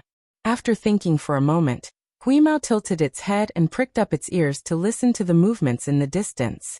Then, it picked up Silen's collar again, and moved toward the direction where the sound of gunfire was the least. In fact, it would have been more convenient to carry a person in its current form, but Silen's body was very strange right now. If the person lying here wasn't Silen but someone else, it wouldn't even spare them a glance, even if it was Guanfeng. That substance had a huge effect on mechanical intelligence and organic life forms. After some consideration, it was still easier for an organic life form like this. That was why it could only drag Silen with its mouth in the form of a kitten towards the direction where there was less gunfire. A few more wounds appeared on Silen's body along the way. They weren't deep, but they didn't show any signs of scab forming at all. Huimao made sure that Silen didn't run into any big rocks while running. If he did, it couldn't guarantee that Silen wouldn't die from excessive blood loss when he woke up. The thought that Silen might not wake up made Huimao anxious. It wanted to scratch its paws, so it left very obvious scratches on the ground when it ran. It finally dragged Silen to a relatively calm place. The buildings here were already riddled with holes, and there were still flames and thick smoke coming out of many places. The smell of all kinds of burnt substances filled the air. Huimao didn't have time to think too much about it. It checked the network around it, and found that it was still in a terrible state. The network was completely cut off, but it could still check the operation of the machines and know what kind of machines they were running. The good thing was that the energy fluctuations from Silen's body had calmed down, so Huimao could check the operation of the machines in this area more clearly. Suddenly, Huimao's ears twitched. It found a few medical equipment and a dozen patients there. There were also people in charge of simple injections. Okay, that's the place. Huimao dragged Silen closer to the place. At the same time, It was careful not to attract the attention of the people hiding in the ruins with guns. Those people didn't look like good people, and they were very murderous. The place that Huimao chose was underground. Many buildings on the surface had been bombed out of shape. Some people felt that they couldn't survive, so they wanted to drag more people to hell with them before they died. There were quite a lot of people like this. In their despair, they vented their anger by shooting and killing ordinary people. The army was gone, and the government was long gone. The world was really chaotic and desperate. People who wandered between death and madness were wavering, perhaps waiting for someone to make a decision for them. Due to the collapse of the network and the destruction of many electronic devices in the gunfire, this underground rescue point could still exist for a long time. In the past, without a high-end shielding device, it was absolutely impossible to hide for a long time with a thick stone slab that was only coated with some simple isotope material. There were some animals that were dead or not far from death. There were pets and wild beasts. Whether they were struggling at death's door or had been dead for a long time, they were all abandoned there. The people walking around with guns wouldn't even look at them. Maybe they would shoot again on a whim, turning the animals that were still breathing into sieves. Finally, it dragged Silin to the place. Huimao didn't immediately drag Silin into the building. It wanted to see what was going on inside, and find a better way to get the people inside to treat Silin. Even if the treatment was useless, it was much better than the bleeding. After hiding Silin in a corner, Huimao ran into the building. It could detect the layout of the basement under the building, and it knew where the entrances and exits were. It found an entrance that was blocked by a thick stone slab. The gray cat was just about to force the stone slab open when its ears perked up when it heard movement inside. It retreated and hid behind a broken cupboard to observe the person who had come out. It was difficult to hear the voices behind the stone slab, and most people couldn't hear them at all. Wheeze, however, could. It was two girls, one old and one young. The older one was around 20 years old, and the younger one was no more than 10 years old. Judging from their faces, they had been infected with the zebra virus since a long time ago, and the two colored stripes on their skin were more obvious than usual. They could still move a little right now, but it would probably be difficult for them to do so in the near future. They looked a little ragged, but their eyes were still bright. Huimao had animal instincts, and it could tell whether a person was trustworthy or not from their eyes. They weren't bad.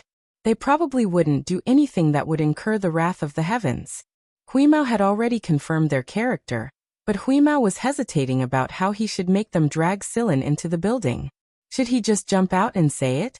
That didn't seem like a good idea. Silin said that all animals that could talk were rare in the Miss Bodhisattva Empire. It wouldn't be good if something bad happened because of this. Should he drag Silin over here? What if they refused to save him? What a pain in the ass. God knows what it hated the most was trying to figure out the minds of humans. Humans were too complicated, and even now, it hadn't fully grasped their thoughts. It would rather figure out how to pry open someone's storage cabinet like that Miantuan chameleon. While Huimao was thinking hard, the girl carefully walked out of the building and exclaimed, "Ah, a puppy!" Wheeze followed the little girl's gaze, and looked towards the direction she was looking at. There was a small pet dog that had been shot in its body lying next to the building. It had lost all mobility due to the virus infection and the gunshot wound, and all it could do was lay there panting with difficulty. It looked like it wouldn't last much longer, but its eyes were still open and staring at the people inside the building. Some people say that a dog's eyes are the most capable of arousing people's sympathy. This dog was one of them. Although its fur was covered in blood, dust, and the stripes caused by the zebra virus, it no longer looked the same as before. However, its eyes, reflecting the light from the burning objects on the street, still made people's hearts tremble. There was no hatred, no jealousy, and no madness common to humans. Even though it had been shot by a human, its eyes were still pure. It was this kind of gaze that made the two people who walked out of the building stop in their tracks. The little girl looked around, and when she didn't see the people with guns, she quickly walked over and carried the puppy in. Huimao, who was squatting behind the cabinet, shook his beard. It seemed that he had an idea. Meow. A low, thin meow sounded. The two people inside the building could still hear it, But it was difficult for the people outside the building to hear it, so they didn't have to worry about being discovered by the people outside. The two people who were pitying the pet dog heard the meow and looked toward the cabinet. With the light from the fire outside the building, they saw a kitten that was half the length of an arm. Its ears were drooping, its tail was drooping, and its body was close to the ground, as if it was difficult to take another step. Its eyes were filled with endless sadness. Meow. It was another weak meow like a mosquito. It was really sad to hear it, and it made people cry. It's a kitten. The little girl walked toward Huimao with the pet dog in her arms. She squatted down and looked at the kitten that was crawling over. Huimao walked to the side of the little girl who was squatting down, tilted his head, and rubbed along the little girl's outstretched hand. The soft touch made the little girl's heart soften all of a sudden. Sister, can I take them down? The little girl looked at the other person. After thinking about it, the woman was also affected by such a cat and dog, especially the cat's eyes that were filled with strong expectation and sadness. Her eyes became hot, and she nodded. Originally, they came out to find some useful items, especially food, under the cover of the night. They didn't expect to meet these two animals. Bring them in first, the woman said. If these two animals were left here, they might be shot into sieves by those extremists at any time. Okay. The little girl hugged the little pet dog in her arms and freed her hand to carry Huimao. Let me do it, the woman said as she came over, intending to carry Huimao into the basement. But before she could touch it, Huimao bit the little girl's trouser leg and pulled it to the side. Children's empathy was the strongest, so they had to start from the young. Adults had too many thoughts, and the matter would probably be ruined if they pondered over it. Huimao understood this point. Sister, what is it going to do? The little girl looked at the woman and asked. The woman looked for a while and said tentatively, Is it taking us somewhere? Huimao meowed, to express its understanding. The little girl looked at Huimao and asked, Where are you taking us? Huimao bit the little girl's trouser leg again and pulled it to the side. So annoying, should I say something? After hesitating for a while, the woman touched the little girl's head. You carry the puppy in first, I'll take the kitten to see what's going on. The little girl shook her head. I'll wait for you here. Be good, go down, it's too dangerous here. Seeing that her sister was so determined, the little girl pursed her lips and carried the puppy into the basement. Sister, be careful. I know, go in quickly. After the stone door was closed, the woman squatted down and touched the soft-looking Huimao's head, and asked softly, Kitten, where are you taking me? Seeing that the woman had decided to follow, Huimao was so happy that he forgot his manners, turned around and ran out quickly. The woman was speechless. Where's your softness? Seeing that the woman didn't follow, Huimao turned his head and looked over in confusion. Seeing the surprise in the woman's eyes, he came back to his senses and knew that he had gone too far, so he walked over and rubbed against the woman's hand, hooked his tail around the woman's wrist, and pulled her in one direction. Although he was too surprised by the cat's two completely different behaviors, he also admired the cat's intelligence.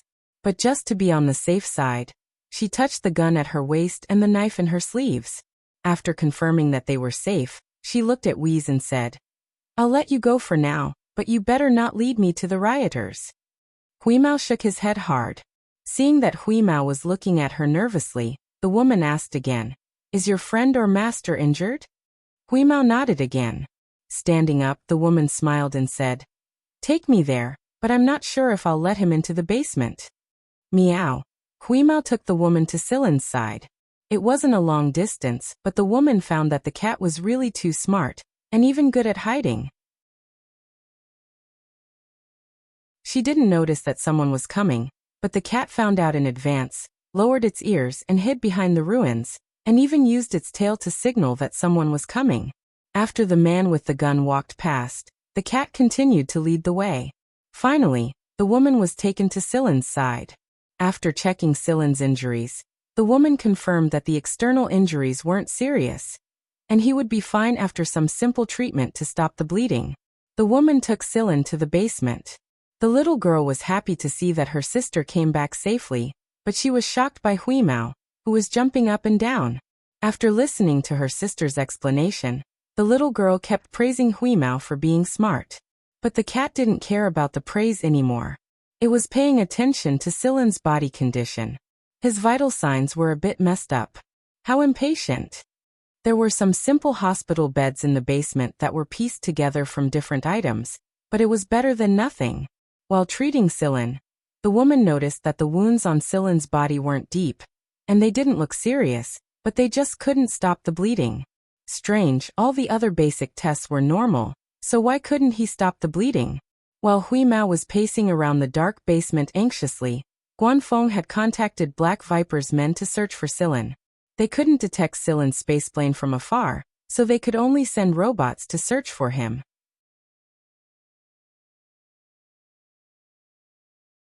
Chapter 300. More than 10 people who had been infected with the zebra virus were lying in the 50-square-meter basement. However, compared to the others, these people were seriously ill and could no longer move freely. The muscles on their bodies had clearly become soft and hard along with the stripes. From their eyes, one could tell what was going on in their minds. Some people's eyes were deathly still as they quietly accepted these useless and barely buffered medical treatments. Some people were filled with unwillingness, resentment, and sorrow. Some people seemed to have thought things through and seemed to be at peace. Their eyes were filled with a look of reminiscence. The former were mostly young people, while the latter were mostly old people. Age brought about different reactions to life-threatening situations.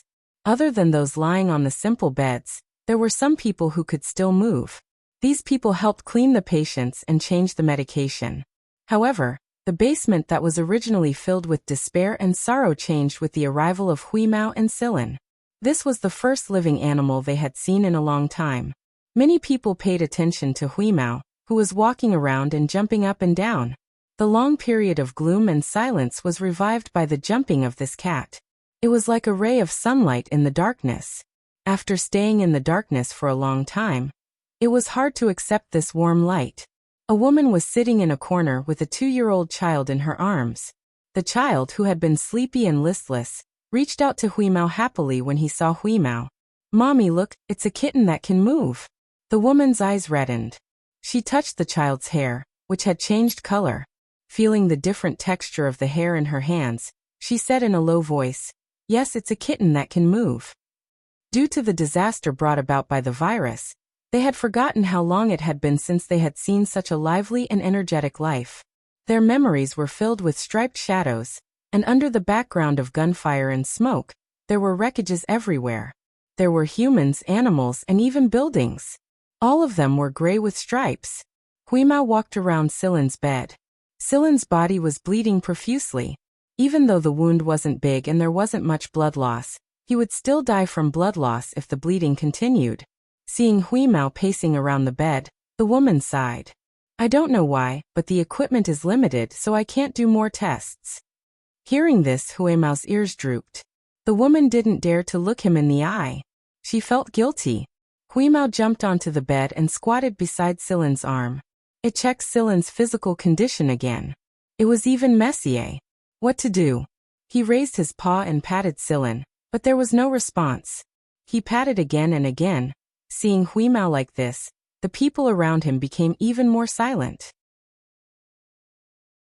They had seen many people lying down and never waking up again. Every time they saw such an example, they would wonder how long it would take for them to become like the person lying on the bed. Right now, Silen couldn't give Wuxia a response. He had gathered all of his power to fight against the unknown substance, and he couldn't even spare any energy to repair his wounds.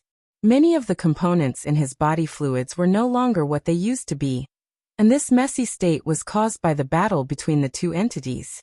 Silen thought that he was trying to use the biochip embedded in his chromosomes to fight against the many new zebra viruses brought by the unknown substance.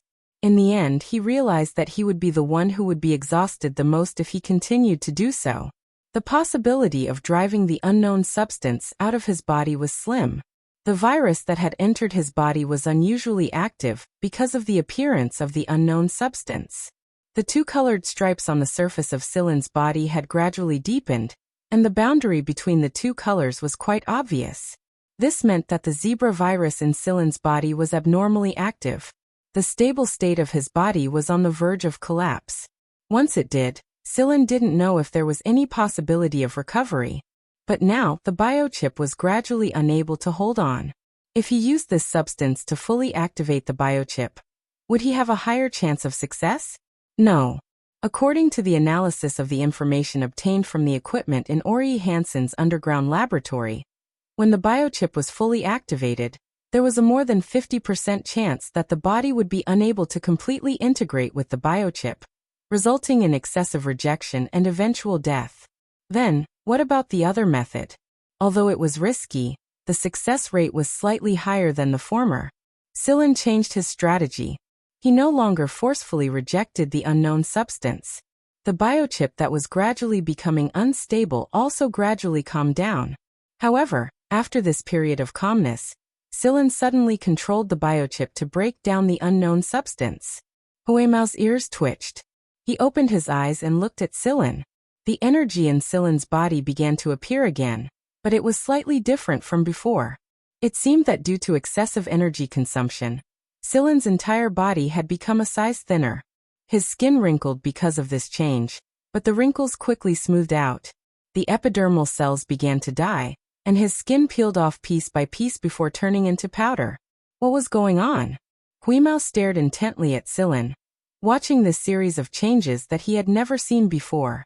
However, to Huimao's relief, the boundary between the two colors of the stripes on Sillin's body began to blur. Huimao secretly looked around. The lights in the room were dimmer, and most of them were asleep, including the two women. No one paid attention to the situation here, and the people next to them were also asleep. The equipment beside them had flickered a few times, but it did not attract anyone's attention. Perhaps everyone thought that these equipment were the aftereffects of the previous chaos. Huimao looked at Sillin again. He raised his claws and lifted Sillin's sleeve. The stripes on his arm were the same. Although the blood from the wound had not coagulated, it was no longer flowing. Half an hour later, Huimao blew away the layer of ash on the surface of Sillin's body, due to the death of a large number of cells. The chaotic state in Sillin's body had calmed down, but the originally blurry black and white stripes now appeared again, and the boundary between the two stripes was still so clear. What's going on? Huimao listened carefully to Sillin's heartbeat and relaxed a little. He continued to lie on the ground and keep watch. Another hour passed. The sky outside was starting to brighten, but the basement was still quiet. Sillin opened his eyes and turned his head to see a pair of cat eyes staring at him. He moved his fingers a little uncontrollably, but he recovered very quickly. He raised a hand and pinched Huimao's ear, communicating with a machine language that only the two of them knew and no one else could hear. "Where are we?" Sillin asked. Huimao told him what had happened earlier, and hurriedly asked about Sillin's current condition. He also asked if he should contact Guanfeng and have them send someone over. Sillin shook his head. After relaxing his muscles, he propped himself up on the makeshift bed and sat up. With his eyesight, he could see the place very clearly.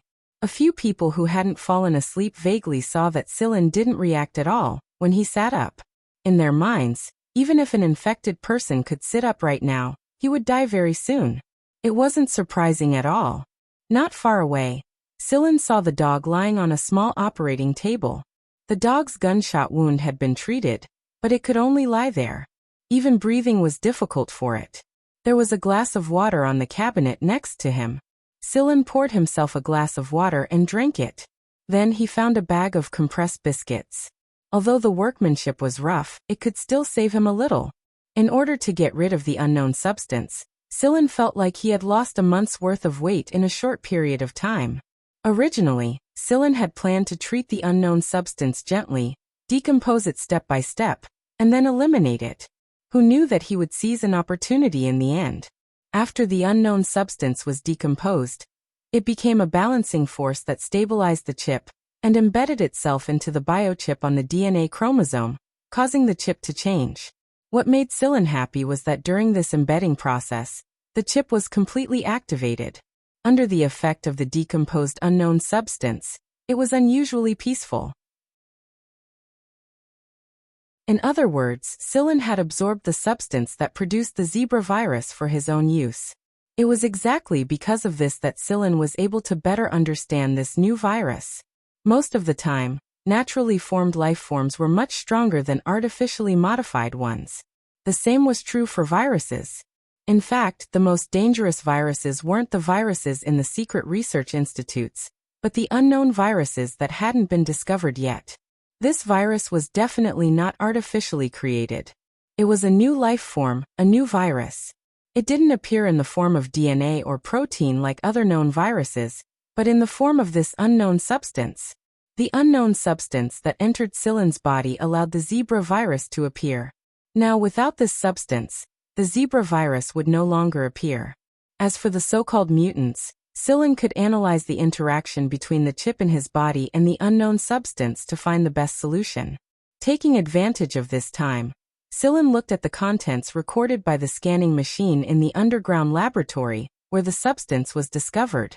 The whole story of the discovery of the substance and the origin of the zebra virus were recorded. He was a depressed researcher. He had only accidentally discovered the material that fell from the meteorite and brought it into the laboratory. However, it didn't take long for him to discover that he was infected with the virus. After discovering it, the person didn't immediately report it. Instead, he set up a trap with a hateful thought. The people who died on the planet discovered by the patrol team were the victims. Through the records, Cylin knew that the researcher contacted 7 people. In other words, in addition to the 5 people who had been discovered, there were 2 more people. These 7 people were the carriers that spread the virus from one planet to another. This was a revenge incident. "Hey, you're awake?" the woman who brought Cylin over said. Cylin put away the scanner without a trace and smiled. "Thank you for bringing me in." "Don't thank me. If you want to thank someone, thank your cat. We really couldn't help much." The woman looked at Cylin and found that the small wounds had healed, and even the marks had faded. However, she didn't ask directly. She had seen many people with special physiques. Cylin walked a few steps and stretched. If it weren't for the stripes on his face, people would think that he was a normal person who hadn't been infected with the zebra virus. "Anyway, thank you for bringing me here." The woman smiled bitterly. "This is all I can do. I know that everyone is going to die, but I still want to do something out of habit. Come, I'll take you to eat some hot food." There was a small compartment in the basement that was used to store hot food. Here, the woman scooped a bowl of porridge for Cylin. This was the only simple food in the basement. Cylin drank a large bowl. Although it wasn't much, he still felt hungry. However, he realized that there wasn't much food in the basement, so he didn't ask the woman to make more after he ate some. It was already dawn outside, but no one dared to go out. They were afraid that they would be beaten into a sieve. Huima was also very hungry, but it was picky and didn't eat this kind of porridge. Cylin pinched its ears and told it that he would make food for it after they went out. While they were resting in the cubicle, Celine chatted with the woman for a bit. He learned that the woman was a doctor, and the school she went to was not a good one. Her family's financial situation was limited, and she did not have any particularly outstanding talents.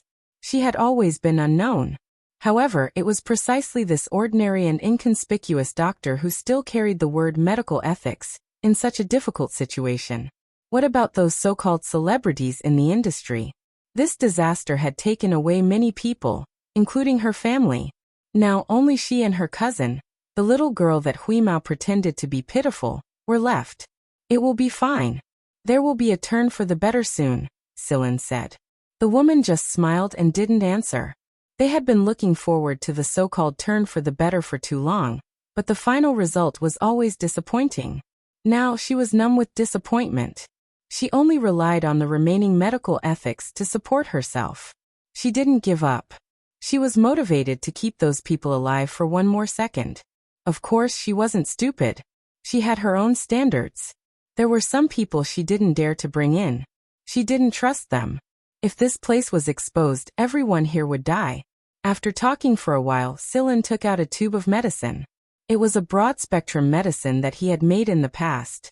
Although it couldn't completely cure the symptoms of the zebra virus, it could play a role in alleviating it. "Try this medicine. There's hope if you can delay it for one more second." The woman took the medicine and thanked him. She didn't doubt the medicine. After all, at a time like this, it didn't matter what medicine it was. She would give it a try if she could. When the woman heard that Sillin wanted to go out, she gave Sillin a gun. Sillin refused. The gun would be more useful in their hands. After Sillin promised not to tell the rioters about this place, the woman opened the basement door for Sillin and let Sillin out. It was still gray outside, and the air was filled with an unpleasant smell. There were some people sitting on the rubble with guns. They were the kind of people who chose to go crazy in their despair. Sillin and Huimao didn't choose to clash with them. Now wasn't the time. Their top priority right now was to contact Guanfeng. After leaving the city and arriving at a remote place, Sillin took out his communicator and contacted Guanfeng. It didn't take long for the communicator to connect. Guanfeng stared at Sillin's black and white face through the holographic image on the communicator screen. He opened his mouth a few times, but couldn't utter a single word for a very long time. While Guanfeng was silent, Sillin told him his idea. He wanted to research the zebra virus medicine here, and he asked Guanfeng to send a robot to deliver the medicine synthesizer. Guanfeng refused. Some robots have already arrived at the planet, but they couldn't find you. Since you've come out now, I'll have them send you off the planet. I won't object to your research. The starship I sent out should have arrived outside the planet by now, and there are relevant equipment on it. You can research there, but you can't stay on the planet. Sillin understood Guanfeng's meaning. A heavily infected planet like this could be abandoned at any time.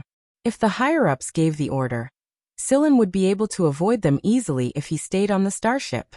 Sillin didn't turn down Guanfeng's offer. He needed to hurry up and try to synthesize the medicine. Robots appeared around Sillin before Sillin could finish talking to Guanfeng. They had received the signal and rushed over. A hidden spaceplane was already flying over. After turning off the communicator, Sillin and Huimao went up to the starship.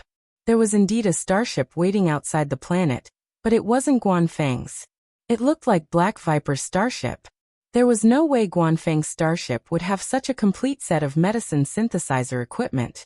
Without contacting anyone else, Sillin went straight into the medicine workshop and started trying to synthesize the virus medicine. Huimao crouched on a nearby shelf and asked Sillin during a break, "You look pretty good right now. If it wasn't for that zebra stripe on your face, I wouldn't have thought that you're an infected person at all." Sillin moved his gaze away from the molecular synthesizer and smiled. You can't judge a book by its cover. Under Huimao's wide, round eyes, the black and white zebra stripes on Sillin's body started fading until they disappeared completely. Then, they reappeared and returned to their original black and white appearance. Huimao raised a paw in indignation. Why, you're lying again. It can't be helped. At first, I became like that because of the infection, but after I woke up, I was no longer like that. Besides, if others find out about this, do you want me to be dragged into research by the Royal Academy of Sciences, or the bigots of Black Viper? Huimao shook his head violently. Who would be willing to do something like that? In the past, it was afraid of being dragged into research, but now Sillin was in the same situation as well. Very good, I have a companion. So you're saying that you're completely fine now? Huimao wagged his tail happily. You could say that. That's good then. You should get back to work. I'm going to sleep now that I'm full. Go to sleep. Sillin rubbed Huimao's head. It must have been hard on the glutton this time.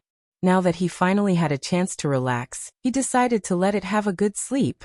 Half a day later, Sillin chose 3 different medicines from the dozen, or so he tested them on infected animals. All of them were fairly effective. He chose the quickest medicine, and had the robot take it to some of the heavily infected animals on the planet. If it worked, then it would be a success.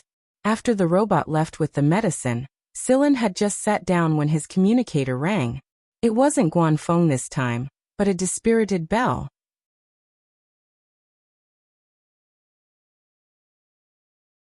Chapter 301. I've finally gotten in touch with you. How did you end up like this? Bell had dark circles under his eyes. He looked lethargic, probably because he'd been crying. His eyes were swollen, and his beard was unkempt. But when he saw the stripes on Silen's face, he fell silent before he could finish. "It's fine, don't worry about me. Just tell me what you need," Silen said. Although Bell, the prince of the Firehawk royal family, could be quite unreliable at times, he had never been this dejected before. I'm fine. Silen, how did you get the zebra virus too? Where are you right now? Are you receiving treatment?" "I'm in the 11th star region." Bell was speechless. That was a heavily infected star region, one that could be completely abandoned. A moment of silence later, Bell asked, "Did you talk about the zebra virus at Cousin Gaga's wedding?" It was obvious that Bell already knew the symptoms of the virus. He asked, "Are there infected people outside the 11th star region as well?" "Yes." Bell rubbed his forehead. The dark circles under his eyes were particularly obvious. Bell explained the situation. His mother had been feeling unwell on her way back from a visit, and zebra stripes had started appearing on her skin. Over 80% of the people she'd brought with her were affected. The rest were being tested for the incubation period, and those that couldn't be released were kept in quarantine. The Fire Eagle Queen had only gone out to visit her family because she was bored. The Fire Eagle King, Bell, and the others hadn't been allowed to go with her. After receiving the news from the steward, the Fire Eagle royal family panicked, the Royal Academy of Sciences panicked, and the news began to leak out of the Empire. Everyone began to reject anyone from the 11th star region. At the same time, everyone felt insecure. No matter what the government said, they didn't believe it. There were rumors that the disease was incurable, and those who were unfortunate enough to contract it could only wait for death. "How's your mother doing?" Silen asked. Bell shook his head. "It's not good. She's in the isolation ward right now, and we can't get in touch with her at all. We can only communicate with her through communicators and video feeds, but if we talk to her for too long, she'll show signs of fatigue." Bell sighed. The Royal Academy of Sciences potions can only serve as a buffer.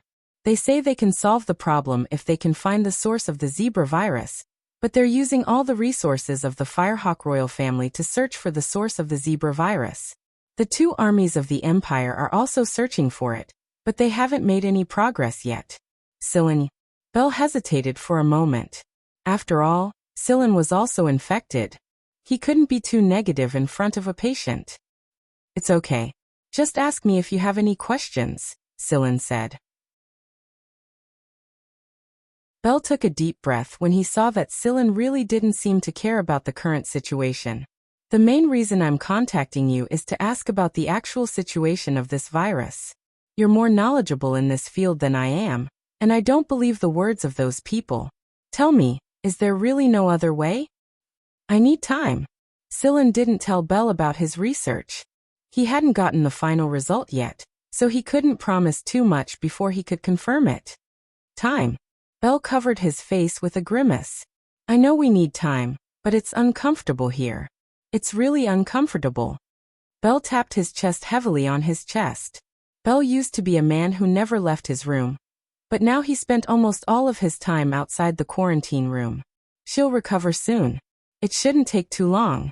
Now, use any medicine that can act as a buffer to buy some time for your mother to hold on. Don't give up on herself. If she gives up on herself, even if the medicine is made, I'm afraid it'll be very dangerous." "It's really not long? It won't take long?" Bell's eyes were red as if he had grabbed onto his last lifeline. In fact, he thought that Silen was just comforting himself. "It's the truth. Don't tell anyone about me yet, especially the Jen family. Just wait for the news. There should be a solution very soon." After a pause, Silen said, "I promise." Silen adjusted the angle of the communicator and pointed it at Huimao, who was curled into a ball and snoring away. "Look, this cat is sleeping pretty soundly. Does it look like it's worried?" Not at all. Bell was truly envious of Huimao's ability to sleep so soundly. He didn't even dare to close his eyes. If he did, he'd feel like he'd never see the people he was familiar with again. He forced himself to look at them as best he could. "Silen, does Teacher Guan know about your situation? If you need protection, don't hesitate. I'll be able to help." "Thanks, but it's fine. I just talked to him, so don't worry about me being stubborn. Take care of yourself. And I mean if things get really bad, Contact us more often. Don't worry, everything will be fine. Really. After ending the call with Bell, Sillin closed his eyes and fell into deep thought. The source of the Fire Eagle consort's zebra virus infection should be the two people who escaped. These two people were active carriers of the virus, spreading the virus, and then the infected people continued to spread it, spreading it more widely and infecting more people. Sillin had already sent the information about the two people to Guanfeng. Guanfeng had already arranged for his men to capture the two virus carriers and take control of the areas they had been to. Of course, that was, if they were still alive. Sillin also gave some information about the zebra virus to Guanfeng. He was in charge of leaking the information to Black Viper and the RES. It would be a good thing if they could find a better way to cure the zebra virus.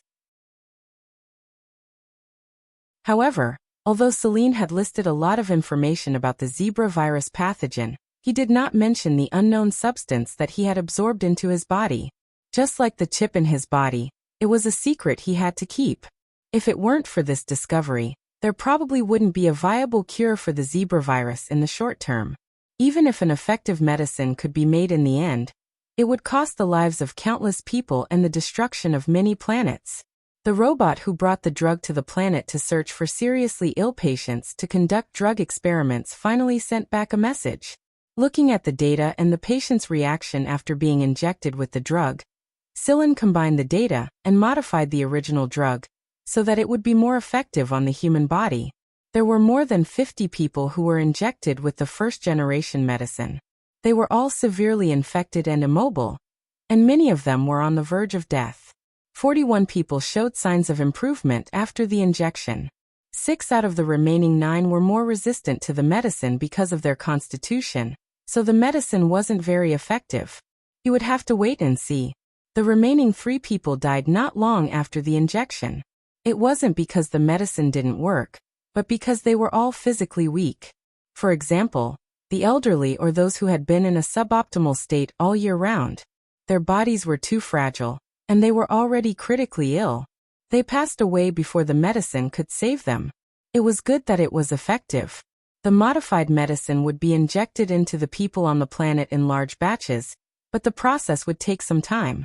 In order to save as many critically ill people as possible, Sillin sent the molecular formula and other information of the first-generation medicine to Guanfeng to save the severely infected beyond the 11th star region. It was only limited to the severely infected people. Sillin still needed to make some improvements to the medicine, and they would receive better and safer medicine in the end. After Guanfeng received the information about Sillin's medicine, he found a person he was on good terms with from the RES to synthesize the medicine. Although this person wasn't a high-ranking executive, his academic attainment was no less than theirs. He had the right to compete for the position, but he wanted to spend more time on his own research. This was the difference between him and the people who were still sitting in the meeting room. The information on the synthesis of the potion was quickly transmitted to the various people in charge. Now there were voices of protest and distrust everywhere in the empire. It was filled with anger, despair, and curses. After the people in charge of the various places injected the first-generation potion into those who were in critical condition, a large number of them survived. The stripes on their bodies also showed obvious signs of fading, and their vital signs gradually became stronger. The people who were panicking because of the zebra virus finally calmed down a lot, but the panic caused by the virus hadn't dissipated yet. They still wanted nothing more than to find a safe shell to hide themselves in. Right now, Guanfeng's fame in the affiliated schools was even greater than the other executives. It was because Guanfeng had already received the first-generation cure for the zebra virus, while they were still holding emergency meetings in the conference room. Not long ago, there were people who accused Guanfeng of leaving the emergency meeting for no reason, ignoring the safety of the empire's citizens, and ignoring the lives of important people. But now, Guanfeng's actions were undoubtedly a heavy slap to the face. However, Guanfeng didn't take all the credit. He released a statement through the official media and explained that it was all his student Sillin's work. Moreover, Sillin was also infected by the zebra virus, and he had spent all his time and energy on research even though he was infected. Therefore he, Guanfeng, would like to pay tribute to everyone who worked tirelessly, and even when they were sick.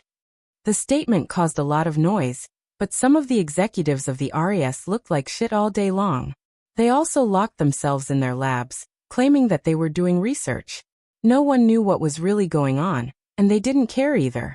Right now, everyone's attention was on Silin, and they were most concerned about when the second-generation medicine would come out. Although Guanfeng had pushed all of the credit to Silin, his status as a famous mentor of his own school and a famous academician of the Royal Academy of Sciences had been elevated even higher. There were a lot of people who hoped to receive Guanfeng's guidance in the future, and everyone knew that Guanfeng's students were either important people or people who could contribute a lot to the empire like Silin. Who wouldn't be envious when they became famous? Bell had learned about the first-generation medicine as well. His eyes were practically brimming with tears when he heard that the first-generation medicine had come out, and he immediately told his mother a lot of things through the quarantine room's communicator.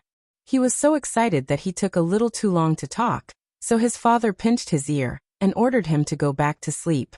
After all, everyone had been guarding the quarantine room until now, and no one had slept a wink.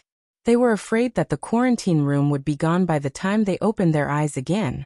After receiving the good news that the first-generation medicine was a great success, the Fire Eagle King sent Bell and the others back to rest. Everyone needed rest too much, and if they continued like this, a bunch of people outside the quarantine room would collapse before the people inside had even died. At the 11th star region, the so-called special department personnel, such as Gu Xian and Tu Ba, were cooperating with Silin's operation. Christy Hadar and the Emperor of the Mist Bodhisattva Empire had ordered them to cooperate with Silin's operation as much as they could. Silin had the highest authority to command all department personnel stationed at the 11th star region, and he had also sent out a portion of the military to start treating the 11th star region. The special department was in the open, and the robots were in the dark. At the same time, the military and government personnel of every planet were forced to cooperate. Those who didn't would be punished by the department personnel. What else do you want at a time like this? Profit? Fuck off. Silin sent someone to the basement where the second batch of medicine was being tested. He injected the second-generation medicine into both the critically ill person and the dog inside. The planet was already under the control of the newly dispatched army. The messy streets were being cleaned up by large cleanup machines, and the extremists who had gone too far had been killed. Maybe they weren't like this because of the virus. The chaos caused by the virus was nothing more than a fuse for them to vent their bloodlust. The second-generation medicine was a lot more successful than the first. Black Viper had also developed a couple of medicines based on the information Silin had provided, and the results of the first-generation medicine. However, Silin's second-generation medicine was slightly better than the first. Silin wasn't satisfied with the second-generation medicine's success. It was because the second-generation medicine still had a flaw, but Silin didn't know how to fix it in the short term. That was why he summoned some people from Black Viper's research department as one of Black Viper's 3 leaders, including Neo, who was stubbornly refusing to inject himself with the medicine he had developed. There were a lot of people who were in the same situation as Neo. Although they weren't critically ill, their thoughts and attitude made them look like idiots to most people. The second-generation medicine had been handed out, and many places in the empire with infected people switched to using it. Everyone was much more confident when they saw the results. The government used the second-generation medicine's momentum to spread encouragement and attack those who spread rumors. Silin didn't pay attention to any of this. He gathered some people from Black Viper to discuss and improve the second-generation medicine's flaws. Silin had his own way of dealing with these paranoid research maniacs. Soon everyone, including Neo, was discussing the second-generation medicine through their communicators. This was a summit without any RAS personnel. Later on, it became known as the Zebra Summit. The public's understanding of the summit was limited. Some people speculated that Silin had gathered a lot of hidden geniuses to participate in this meeting, and most of these mysterious folk experts were infected with the zebra virus. That was why a lot of people went to the 11th star region to search for the real person after the conference. Many versions of the Zebra Summit experts had appeared, but Sillin couldn't help but feel helpless. That being said, he had to admit that there were a lot of scholars who had been buried for a long time because of this event. Of course, this was a story for another time, so let's not talk about it for now. Speaking of which, the people of Black Viper shared their thoughts as if they had found a common voice when Sillin gathered them together for the seminar. In their opinion, the Empire was filled with humans who weren't of their own race and had the intelligence of chimpanzees. Their IQ wasn't on the same level, so of course they wouldn't say anything if they didn't agree. That was why they were a lot more relaxed now that they had found their own kind. The discussion at the conference was intense, and it was all professional knowledge. Even some people in this field might not be able to understand it. In Tuba's words, it was so profound that it made one's hair stand on end. This was the deep understanding of a soldier. Soldiers could understand the use of various machines, could understand the analysis of many kinds of codes, and could understand signal dissection. However, things like virus research were like listening to a book from heaven to them. They weren't in the same plane. After the conference, the third-generation medicine was finally produced. This was the perfect medicine in everyone's heart. Even those with weak constitutions, or those with strong rejection could use it without any side effects. The Firehawk concubine's condition quickly improved after using this medicine. With the popularization of the third-generation medicine, everyone knew the name Sillin, and the Zebra Summit, that produced the third-generation medicine. Sillin didn't take all the credit, but the people from Black Viper couldn't be made public, so they hid their key information. Sillin looked at the planet being repaired through the paintings on the starship. From space, the planet was no longer filled with flames, nor was it covered in haze. The small city that Sillin had stayed in was also gradually recovering. The sky had become clear. One could see the white and clean clouds after the end of the chaotic world. The blue sky made people want to sink into such clarity. Although it hadn't been too long since the outbreak of the virus, it was only a few dozen days. But after that, it might be a few years, a few decades, or even until they grew old. The people on this planet wouldn't forget this gray memory. The woman in the basement was also standing outside. She didn't bring out a stool, and just sat on the ground while leaning against the building. Beside her, the little girl was hugging the pet dog that survived and basking in the sun on the street that had been cleaned up. There were some children running on the street. There were still some streaks on their faces that hadn't completely faded, but their bodily functions were already recovering. Soon, they would be able to run and jump to their heart's content. After this, people treasured this God-given mobility even more. The joy of escaping from death's door wasn't very intense. There were no cheers or crazy shouts. Everyone just smiled faintly as they looked at the children who had survived the disaster running on the street. The city that was riddled with holes under the sun was no longer the same as in their memories. However, this kind of city that was coated with a layer of golden light made people tear up uncontrollably. Everything would be better.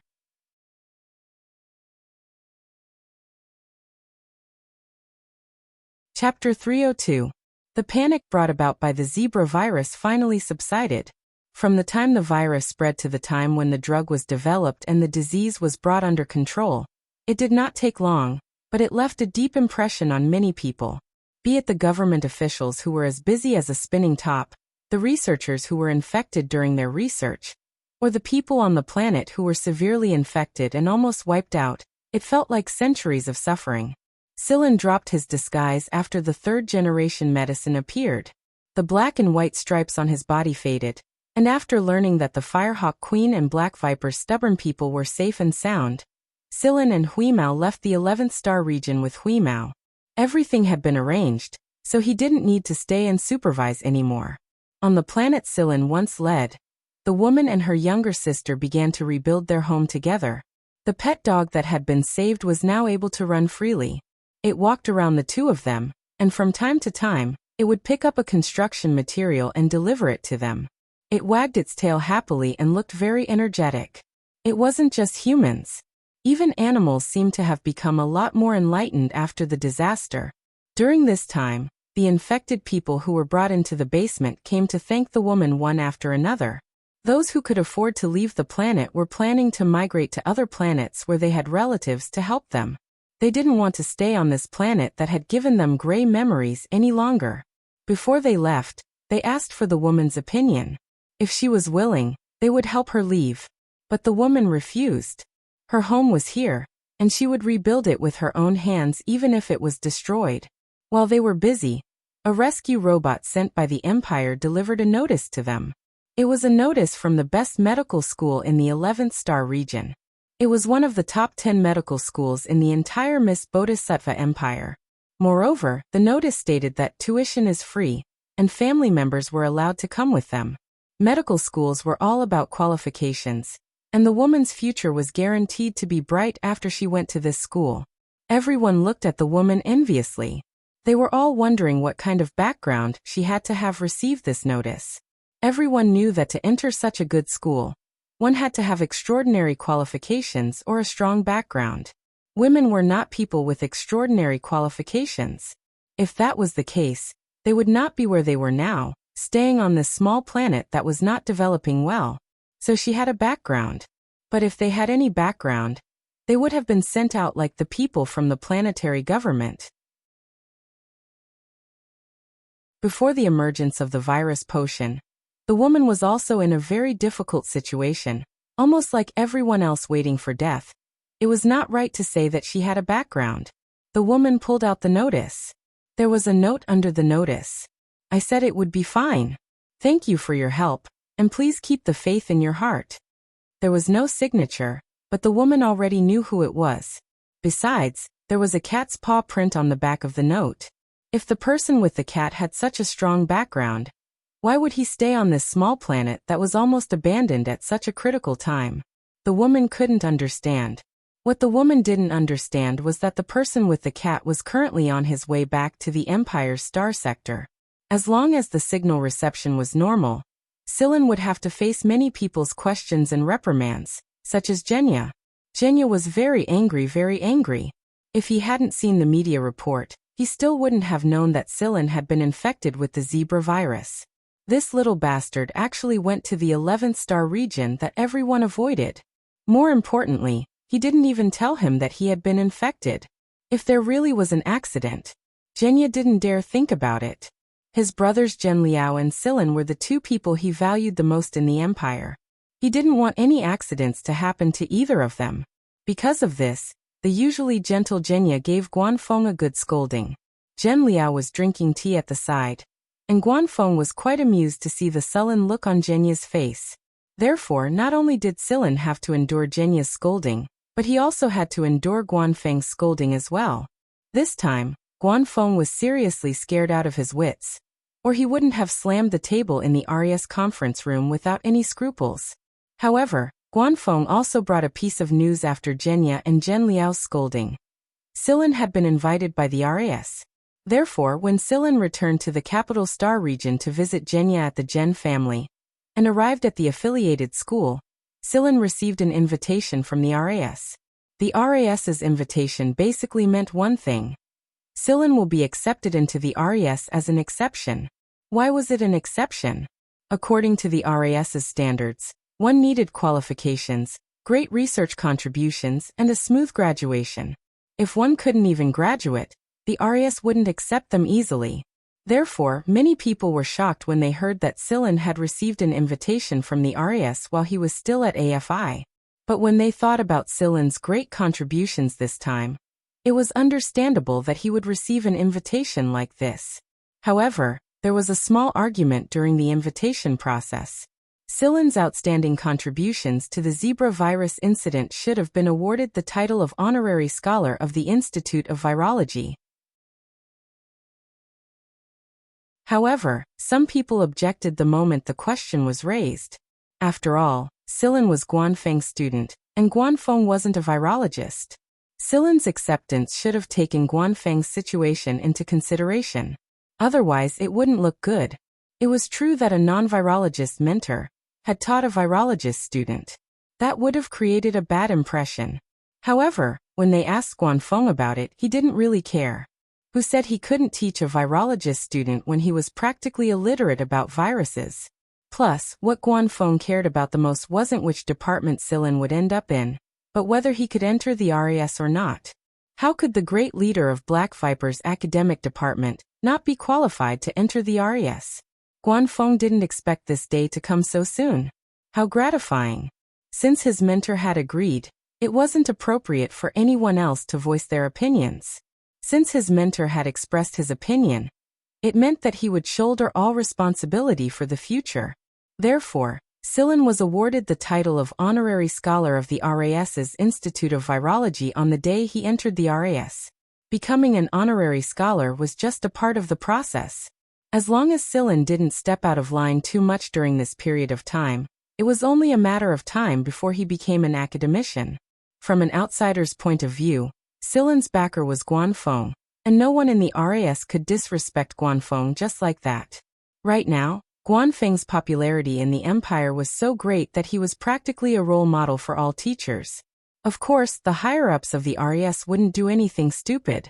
Even if Guanfeng's behavior in the meeting room was embarrassing, it was still a special time. They couldn't use normal standards to judge people during special times.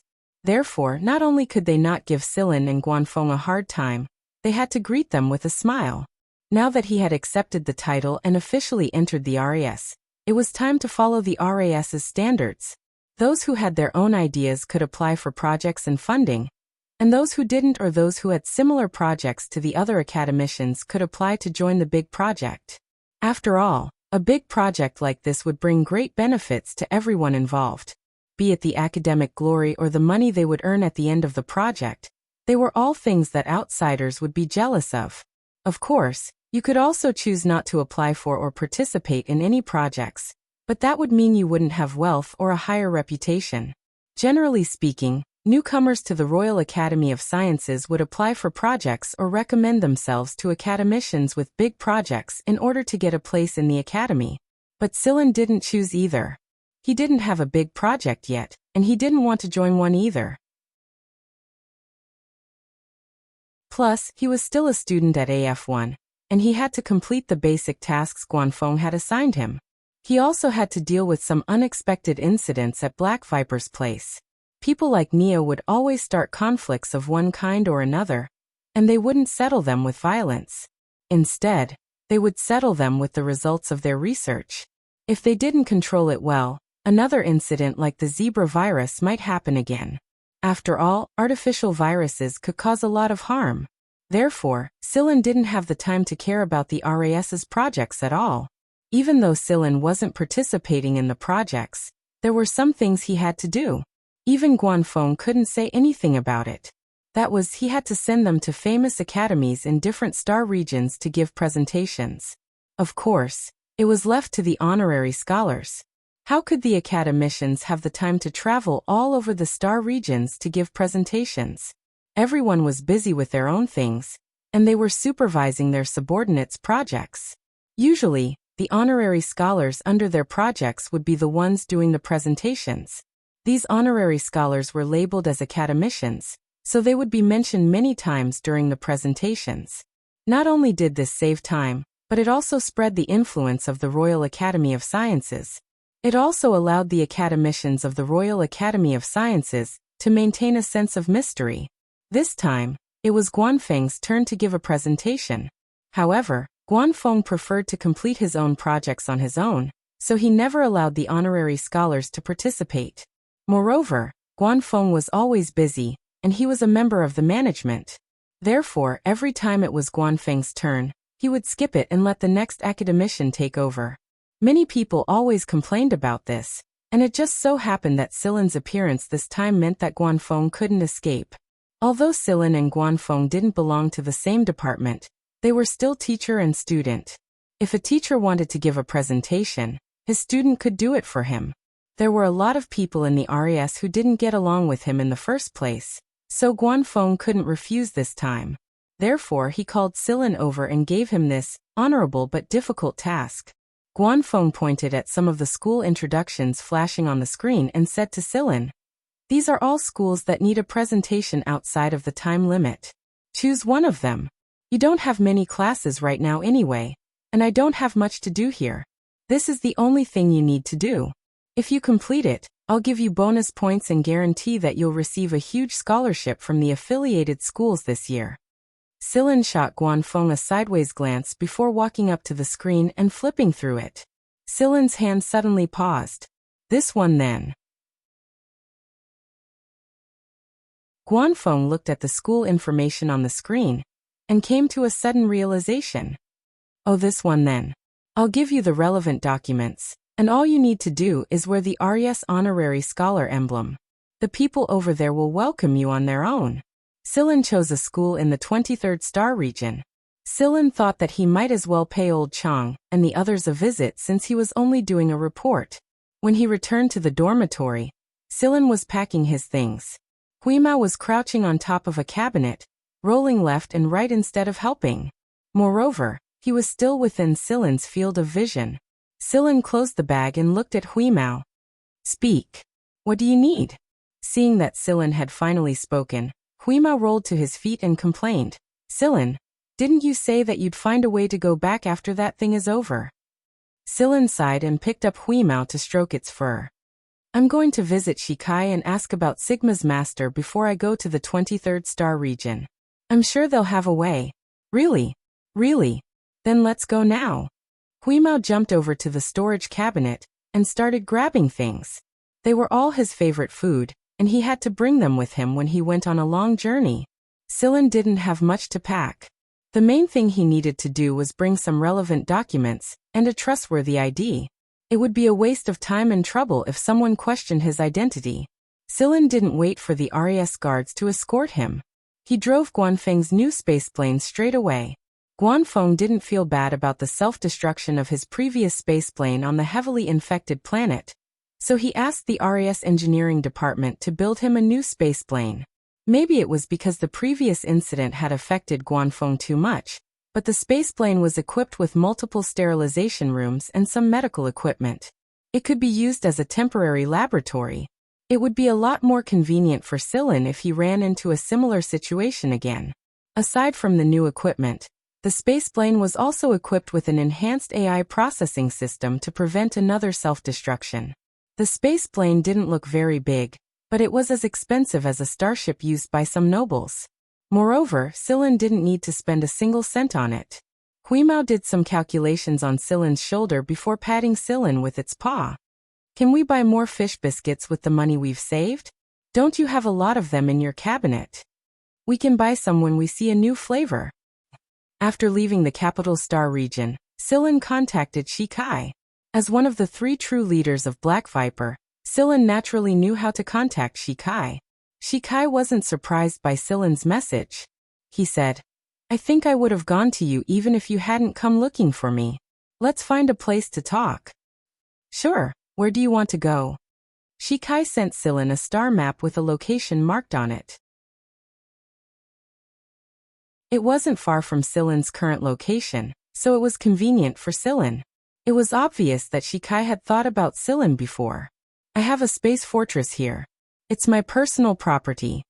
This meant that Sillin didn't need to worry about it. It was well hidden. All right, I'll head over right now. He calculated the time and noted that there was still some time before the scheduled report time. It was enough time for Sillin and Shikai to chat. Most of the people on Shikai's space fortress were robots, so Shikai was already waiting for them by the time Sillin and Huimao arrived. Neither of them liked to beat around the bush, so Sillin didn't explain his true intentions. He didn't know much about Shikai yet, and the information Black Viper had given him was limited. Guanfeng had told him that he would have to ask the man himself if he wanted to know more about Shikai. Shikai didn't mind either. He told Guanfeng about his family's situation in Black Viper first. Shikai's family had a very special status in Black Viper, or rather, his ancestors had always had a special status in Black Viper. They didn't participate in Black Viper's management, but almost all of them shared power with Black Viper's people. It was because they provided highly intelligent robots, and more than half of the missions that happened in secret, or those that the government couldn't interfere with, were done by them. However, there had never been any betrayal. Shikai said that his ancestor had signed a contract with the founder of Black Viper, the Mist Bodhisattva Emperor at the time. Black Viper would provide the Shi family with a place to live, and the production of robots in exchange for not betraying Black Viper. According to the family's records, that ancestor was a good friend of Sir Freeman. If it wasn't for Sir Freeman, the Shi family and these robots wouldn't exist today. That's why the Shi family abides by the contract and never betrays Black Viper. It's like a program that we can't break. What happened back then? What happened back then? Sillin asked. I'm not sure myself. Many generations of Shi family members have searched for the truth, but to no avail. All we know is that Sir Freeman saved the Shi family, and we cannot betray Black Viper. Even the royal family doesn't know. They don't know. Neither the Miss Bodhisattva Emperor nor Sir Freeman told anyone else. What about Black Viper? Someone tried to find it in the past, but Black Viper didn't have much intelligence back then, and it didn't have any important memories of the Shi family. All it remembers is His Excellency Freeman. As for the others, perhaps they are not important to it. The more Shikai said, the more Huemao's ears drooped. It felt like its chances of returning were getting slimmer and slimmer. A moment of silence later, Sillin asked, "Do you have any sentient robots in your possession?" Like, I know what you're talking about, Shikai said before Celine could finish explaining. Rubbing his forehead, Shikai continued. In the history of the Shi family, they have created 5 such robots. Other than their mechanical bodies, they are almost the same as humans. They have their own thoughts, personalities, emotions, and their own views. Later on, we called them the original robots. The original project was something the Shi family had been working on for a long time, but not a single qualified original robot has ever appeared. No one knows how the ancestors of the Shi family created those 5 original robots, and there are no records of it. That's why we've been searching for the truth all this time. Maybe the original method was hidden during that time. Where are the 5 original robots now? What are they called?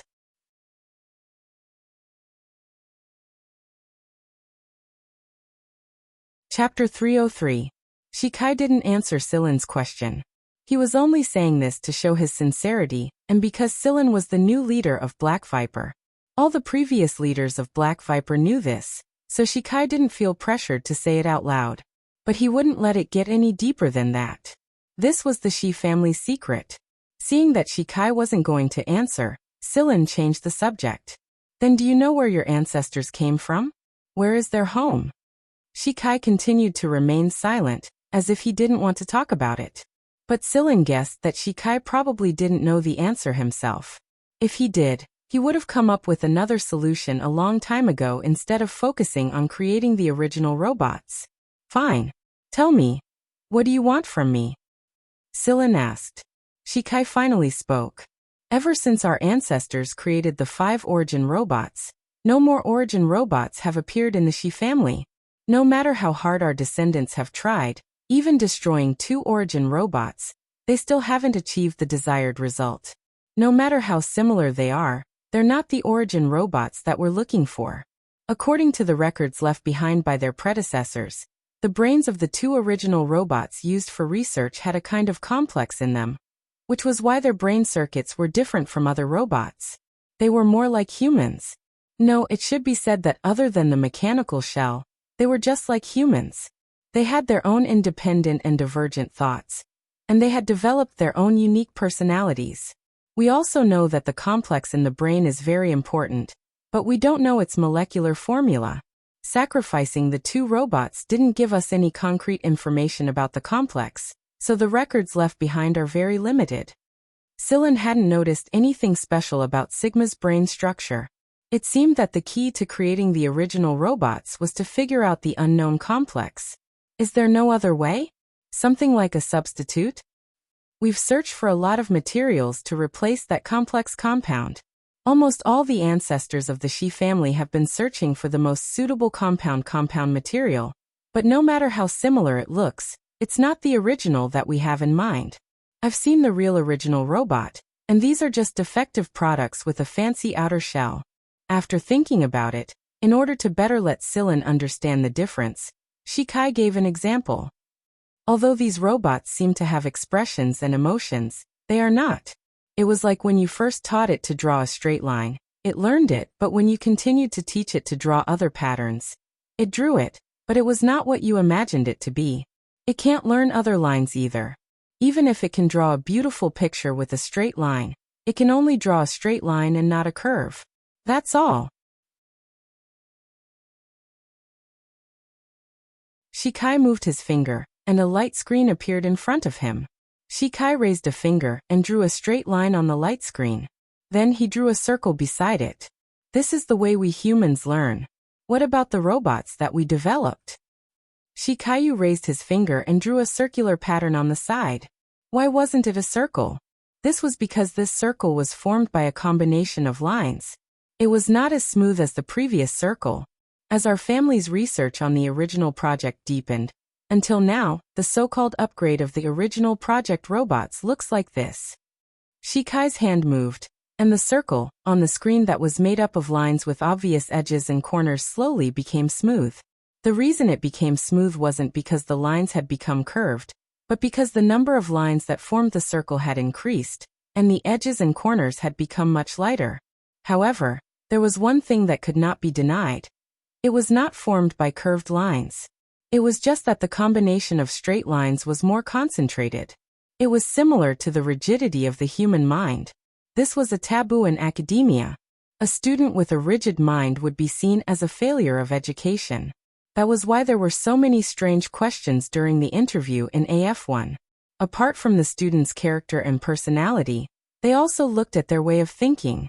People with different ways of thinking could sometimes see different patterns in the same picture. AF1 and AF2 would not want a student with a rigid mind. Research was about innovation and flexibility. The wonder of the mind was its divergent nature. A person with a fixed mind could only be described as a good soldier or an obedient student, not a ruler or a thinker. This was why the Shi family's robot researchers were dissatisfied. That's why every time we create a new batch of robots, it's like teaching a newborn with a blank mind. If you teach it to draw a straight line first, it will always draw a straight line. If you teach it to draw a circle, it will always draw a circle. But when you teach it something new later on, it will use the lines it learned from the first impression to draw a pattern. Robots that could learn a variety of basic lines were more like a pure mechanical body, a humanoid computer. Those robots that could express emotions could only use a single line to outline their emotions. It's like a complex that combines the advantages of both. It allows the robot to learn a new drawing method and express independent thoughts and emotions at the same time. Celine nodded, feeling the same way. However, suddenly Celine remembered Cheto, the robot he created with his own hands. The robot's technology had absorbed the advantages of liquid core nuclear brain technology, but there were some modifications. Also, the substance used at the very end was the reason Cheto was able to succeed. Cheto was more like a combination of the two. It was just that it hadn't been long since he was created, so it hadn't learned much about human emotions and expressions yet. I wonder how they're doing right now. Shikai didn't disturb Celine when he saw that he was staring at the screen in a daze. He was thirsty after talking so much, so he beckoned the robot beside him to bring him a cup of tea to moisten his throat. Shikai waited for Celine's reaction while sipping his tea. If Black Viper and the others were right, and Celine's participation in the Origin project was going to take another step forward, then even a small step would be a rare development. After all, the Shi family's descendants had been carrying on their ancestors' experiments for so many years without much improvement. The robots that looked perfect to outsiders were nothing more than defective products to Shikai, and the progress they made was minimal. Huimao tilted its head and listened to Shikai's explanation with a blank look on its face. As a cyborg, it might not be able to understand the single and complex concepts Shikai was talking about, but it did understand one thing. These people didn't have the technology of their ancestors at all. If they didn't have the technology of their ancestors, they might not even know how to go there. If they didn't know how to return to the League of Stars, it meant that they would have to stay in this stupid empire forever. Meow meow. Huimao glared at Shikai and asked in an unpleasant tone. Doesn't that mean there are two other robots like Sigma? Cough cough cough cough. Shikai choked on his tea and coughed so hard that he almost coughed his lungs out. Some of the tea even flowed out of his nose, but Shikai didn't even bother to wipe it away. He stared at Huimao and asked, "WWWW, who did you just say?" I just asked if there were 2 more robots like that." Sillin wanted to laugh when he heard Huimao's answer. He moved his gaze away from the holographic screen and flicked Huimao's ear. Shikai wiped the water off his face with his sleeve and took a deep breath. He was serious, but he couldn't suppress his excitement. Even his voice was trembling. "You guys know about Sigma?" Huimao didn't answer. It knew it had let the cat out of the bag. It looked at Sillin and saw that Sillin wasn't angry, so it wagged its tail and closed its eyes, pretending to sleep.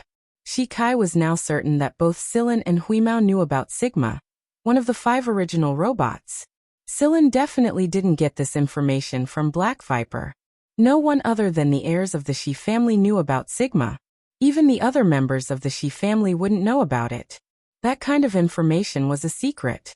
The 5 original robots had always been the Shi family's secret. Many people were pessimistic about the fact that every successor of the Shi family had to create an original robot. After all, in their minds, a robot was just a robot. It was impossible for them to develop their own independent thinking and personality like humans.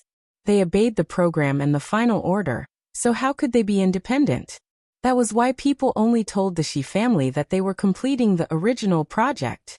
They didn't acknowledge the existence of the original robots. "Show me an original robot as proof?" Shikai felt bitter. Not even a single one could be produced several hundred years ago. There was no information about the original robots in Black Viper's network, and if Sillin had hacked into his private network, Shikai wouldn't have been oblivious. No one else would know about it. In fact, other than a few special robots, no one else would know about it. Where is Sigma? For the first time ever, Shikai's hands were shaking. He didn't even tremble like this when he was completing a batch of experimental robots. Sillin shook his head. "We can't find it. Just like you said, I also want to know the technology that your ancestors had." While speaking, Sillin stood up. "Think about it carefully. There are some things that are better for both of us to be honest with each other. A secret will forever remain a secret even if it continues to be kept, and it will never see the light of day again. You can't ask for a secret to be kept and hope that someone else can answer it for you. I still have a mission, and I hope we can have a more sincere conversation after I'm done." Sillin didn't expect Shikai to spill the Shi family's secrets just like that. Shikai needed time to think about the so-called sincerity, and since Sillin had waited for so long, Sillin didn't mind waiting a bit longer.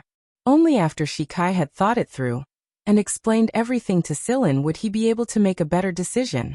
Otherwise, both sides would be wasting time. "You're leaving just like that? You're not going to ask any more questions?"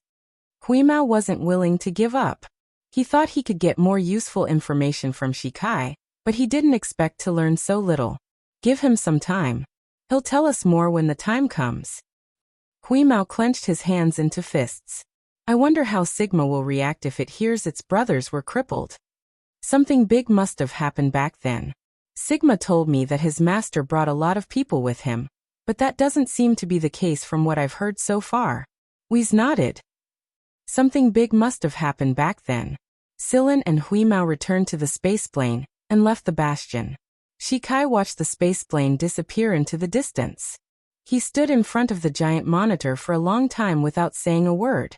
Then he took out a necklace and pressed a button on it. The necklace projected an image of the 5 original robots. These 5 origin robots were the Shi family's most precious treasures. The necklace was the most valuable thing the Shi family's master had left behind. It recorded the lives of the 5 origin robots after they were born. Shikai looked at one of the robots and reached out to touch it. It was waving its arms around in circles. It was just a recording after all. Shikai's finger penetrated the image and followed the movements of the robot that was being chased by 2 other robots. Sigma? Other than giving Shikai some time to consider his offer, Celine had already received quite a number of messages on his communicator. It was just that Celine had been listening to Shikai all this time, so he didn't bother with them. They were all messages from Zhen Xingming and the others, especially Belle. There were a few missed notifications and messages from an unknown frequency. They were probably from the Firehawk Royals who wanted to express their gratitude to Scylla. If Scylla hadn't concocted the antidote to the zebra virus in time, the Firehawk consort would have been in grave danger. Scylla contacted Belle, and it turned out to be just as Scylla predicted. Belle promised to thank Scylla properly when he returned to the capital and congratulate Scylla for being accepted into the RES as a student. It was a feat that many people were jealous of. Scylla was now a celebrity in the affiliated schools. Everyone knew that AF1 had an honorary scholar before he even graduated. Scylla, you might not know this, but some of the people around me who only know how to eat and shit are so jealous of you that their eyes turned red when they heard about your glorious feats. One of them had too much to drink, and when he saw your picture at the top of AF3's ranking, he said something like, "You're just an academic, aren't you? If you run into space robbers without the protection of the military, you'll only get shot." When Gaga found out about it, he beat him up so badly that not even a pig would recognize him. He's just jealous of you. He's just as good as you. He gets excellent marks every time he takes his physical test, but he fails most of the other tests, especially the academic ones. Sigh, what the fuck? Who said that academics are all weaklings? He hasn't seen you before, but if you were here, you'd beat him to the ground with one punch. Scylla listened to Belle's endless stream of curses about the affiliated schools. All he did was listen to him with a smile. Thank goodness he had this mission, or he would have been annoyed to death at school. The people from the affiliated schools, especially the rich young masters and ladies from AF3, were hard to deal with when they went crazy. "How many guards did you bring with you this time, Scylla?" Belle asked worriedly after he was done talking about the affiliated schools. He knew that Scylla didn't like to bring guards with him. "Just me and Wheeze." I see. Did you run into space robbers? There's no way the Empire's patrols are everywhere." "No, I haven't run into any space robbers in the Miss Bodhisattva Empire yet." "What? Are you afraid that the kid's words will come true?" "Sigh, he's just a jinx." Gaga wouldn't have beaten him into a pig's head otherwise. "Ahem, just be careful and run if you run into trouble." "Don't worry, I know that." After chatting for a while, Scylla ended the call. "Space robbers, huh?" Huimao wagged its tail. What a nostalgic feeling. Scylla looked at Huimao, who was deep in thought, and shook his head. The cat's paws were itching again after sleeping too much lately. To Huimao's disappointment, they didn't encounter any space robbers even after they entered the 23rd star region. There were more patrols after they entered the 23rd star region, and security was much better. The chances of running into space robbers were pitifully low. What kind of space robber would be stupid enough to rob a place with more patrols? Scylla's arrival didn't attract any attention. Since he wasn't a tourist ship, a transport ship, or a noble's fleet, he had to pass through the official surveillance point to enter the star region. If he was caught entering the 23rd star region without paying a toll or passing through the surveillance point, he would be charged and surrounded by the 23rd MR's army. The army usually didn't care if you lived or died. Cannon fire had no eyes, and you could only blame your bad luck if your spaceplane was blasted to smithereens by accident. Scylla didn't ask for special permission this time. He passed through the official surveillance point through the normal route. After he arrived at the surveillance area, he accepted a call request and entered his identity information under the system prompt. At the surveillance point, "Yo, you're pretty free. You actually have time to come to our place." A man sitting in a high-level office at the surveillance point looked at the newcomer and teased. "I've been too fucking tired recently. I brought a bunch of new recruits and got a short vacation, so I came to your place to relax." The man sat down on the sofa in the office, grabbed the food on the table and started eating. He keyed in the password to the storage cabinet and took out 2 bottles of wine. He tossed one bottle to the person opposite him and began to eat and drink leisurely with his legs crossed. As the two were talking, the communicator of the person sitting in front of the workbench rang. "Boss, we found a strange space plane." As he spoke, the image and information of the pilot were sent over. The person sitting at the desk didn't hide it from the person sitting on the sofa and directly put the image together. As soon as he saw the identity information, the person sitting on the sofa stood up. "Fuck, why is this kid here?"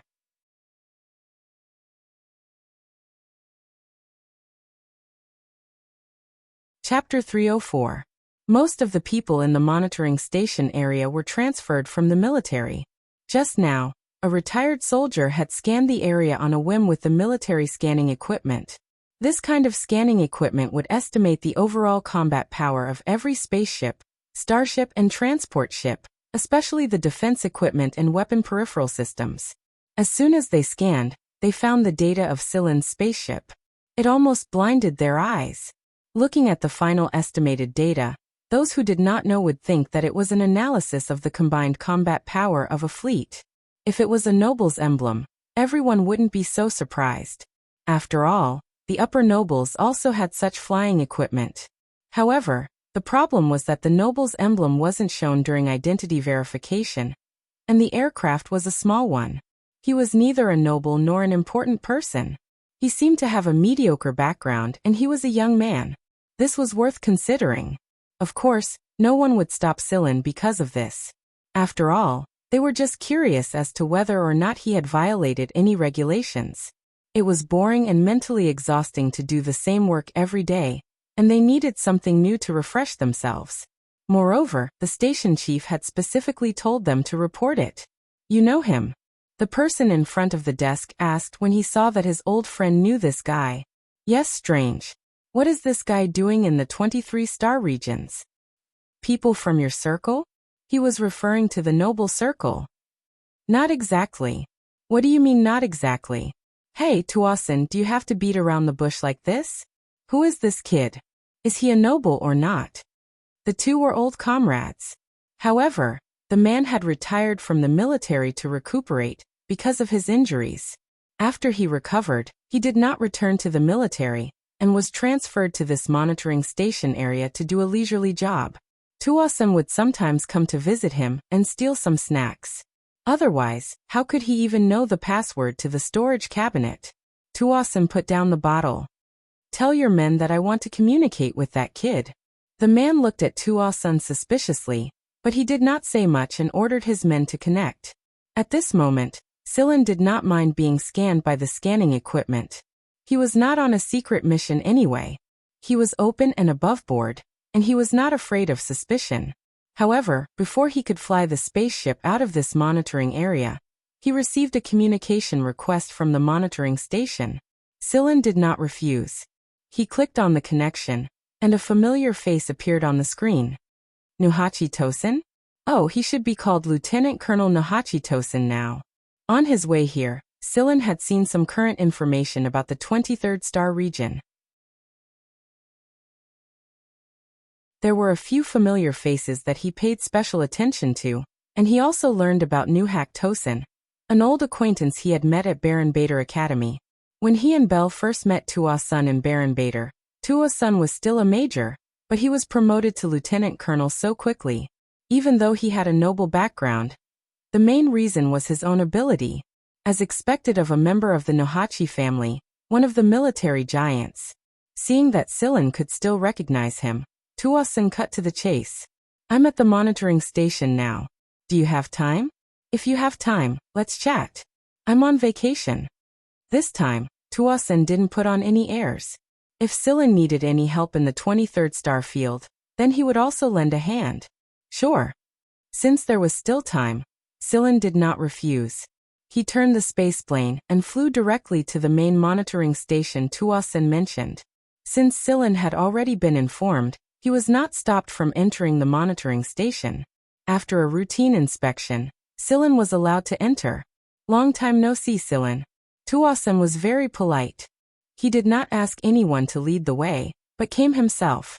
"Long time no see, Lieutenant Colonel Tua Sr." They arrived at a reception room. This was the reception room for the station commander. Tuasun brought Silen directly to this reception room, where the station commander was already sitting. "Let me introduce you. This is Zhu Ming, the station commander and a former comrade of mine. Zhu Ming, this is Silen." Zhu Ming raised an eyebrow and looked at Tuasun. "That's it? Just a name, no other introduction?" Zhu Ming was quite polite to Silen. Although Tuasun did not introduce him too much, he was not as dull as he was when he first joined the army. How could someone who could be treated like this by Tuasun be of low status? "AF1 is on vacation now?" Tuasun asked Silin. His younger brother, Briles, was in AF3, so he would naturally pay attention to what was happening in the affiliated schools. He knew that there should be a period of relaxation after the first phase of testing. Not long ago, the zebra virus made everyone panic. However, there were no cases in the 23rd star region, which was at the edge of the region. Before the virus spread, it was already over. Therefore, other than some people who paid special attention to this area, other people's understanding of the zebra virus was just a joke. The 23rd military region also received limited orders at the time. They only increased the intensity of the testing, and not long after, they heard that the drug was out. Therefore, Tuasun did not know that Silin had done so many things. Zhu Ming was surprised to hear that Silin was from AF1. He was not very knowledgeable, but he knew about the famous affiliated schools of the empire. Not to mention that Tuasun often talked about his good-for-nothing younger brother in AF3. Therefore, Zhu Ming knew very well that Silin was a person with real knowledge. Most of the students in AF3 were from noble families, and people of high status could go there just by saying hello. However, AF1 and AF2 were places where even princes couldn't do anything special. Everything depended on one's ability. Zhu Ming, who was just being polite just now, sat up straight. He used to be a soldier and didn't have much knowledge. Therefore, Zhu Ming admired those who had real talent, especially those who had real talent, and didn't look down on others with their noses. So you're a talent from AF1. I admire people like you who are knowledgeable. Zhu Ming smiled.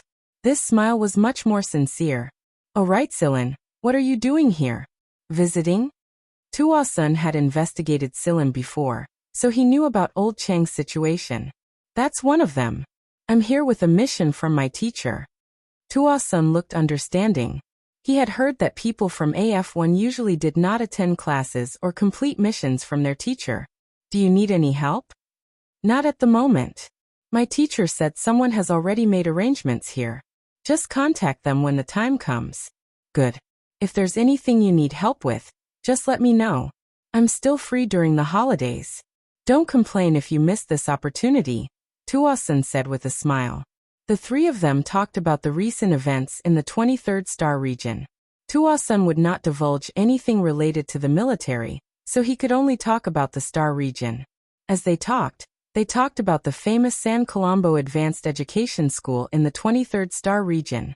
San Colombo Advanced Education School had never been ranked in the top 3 in the past 100 years, and it was once the top school in the 23rd star region. Oh right, I heard that San Colombo invited someone from the RES to give a talk. San Colombo Advanced Education School is going to be popular again this year, Zhu Ming said. Oh, I've never heard of that. Tuasun had been busy all this time, so he did not have much time to pay attention to it. Only Zhu Ming, who had nothing better to do, would pay attention to it. Silin, do you know who's coming this time? What's the topic? Zhu Ming looked expectantly at Silin. It was rare for the RES to announce a topic in advance, and this wasn't something the military could easily find out. Ahem, well, we haven't decided on the topic yet. It wasn't that Silin wanted to keep it a secret, but he really wasn't sure. He had prepared a couple of topics, but Guanfeng told him that it was fine. He just needed to choose the one that interested the most based on the situation. Therefore, Silin thought that he would investigate the topic himself before making a decision. Zhu Ming's eyes lit up at first. If Silin knew this kind of convenient information, then he must know a lot more. Which department of the Royal Academy of Sciences are they from? Who is it? Zhu Ming had always admired the RES. He didn't think that he was very knowledgeable, but he hoped that he could learn more from the RES, so that he could teach his children more things in the future. He didn't want to be a boorish man in an elite uniform. If he couldn't stay in the military, he might as well learn more about other things. The older a person grew, the more they wanted to learn. Who is it? Silin rubbed his head, chuckled and pointed at himself. You flatter me. I'm still far from it. Both Tuasun and Zhu Ming's faces twitched at the same time.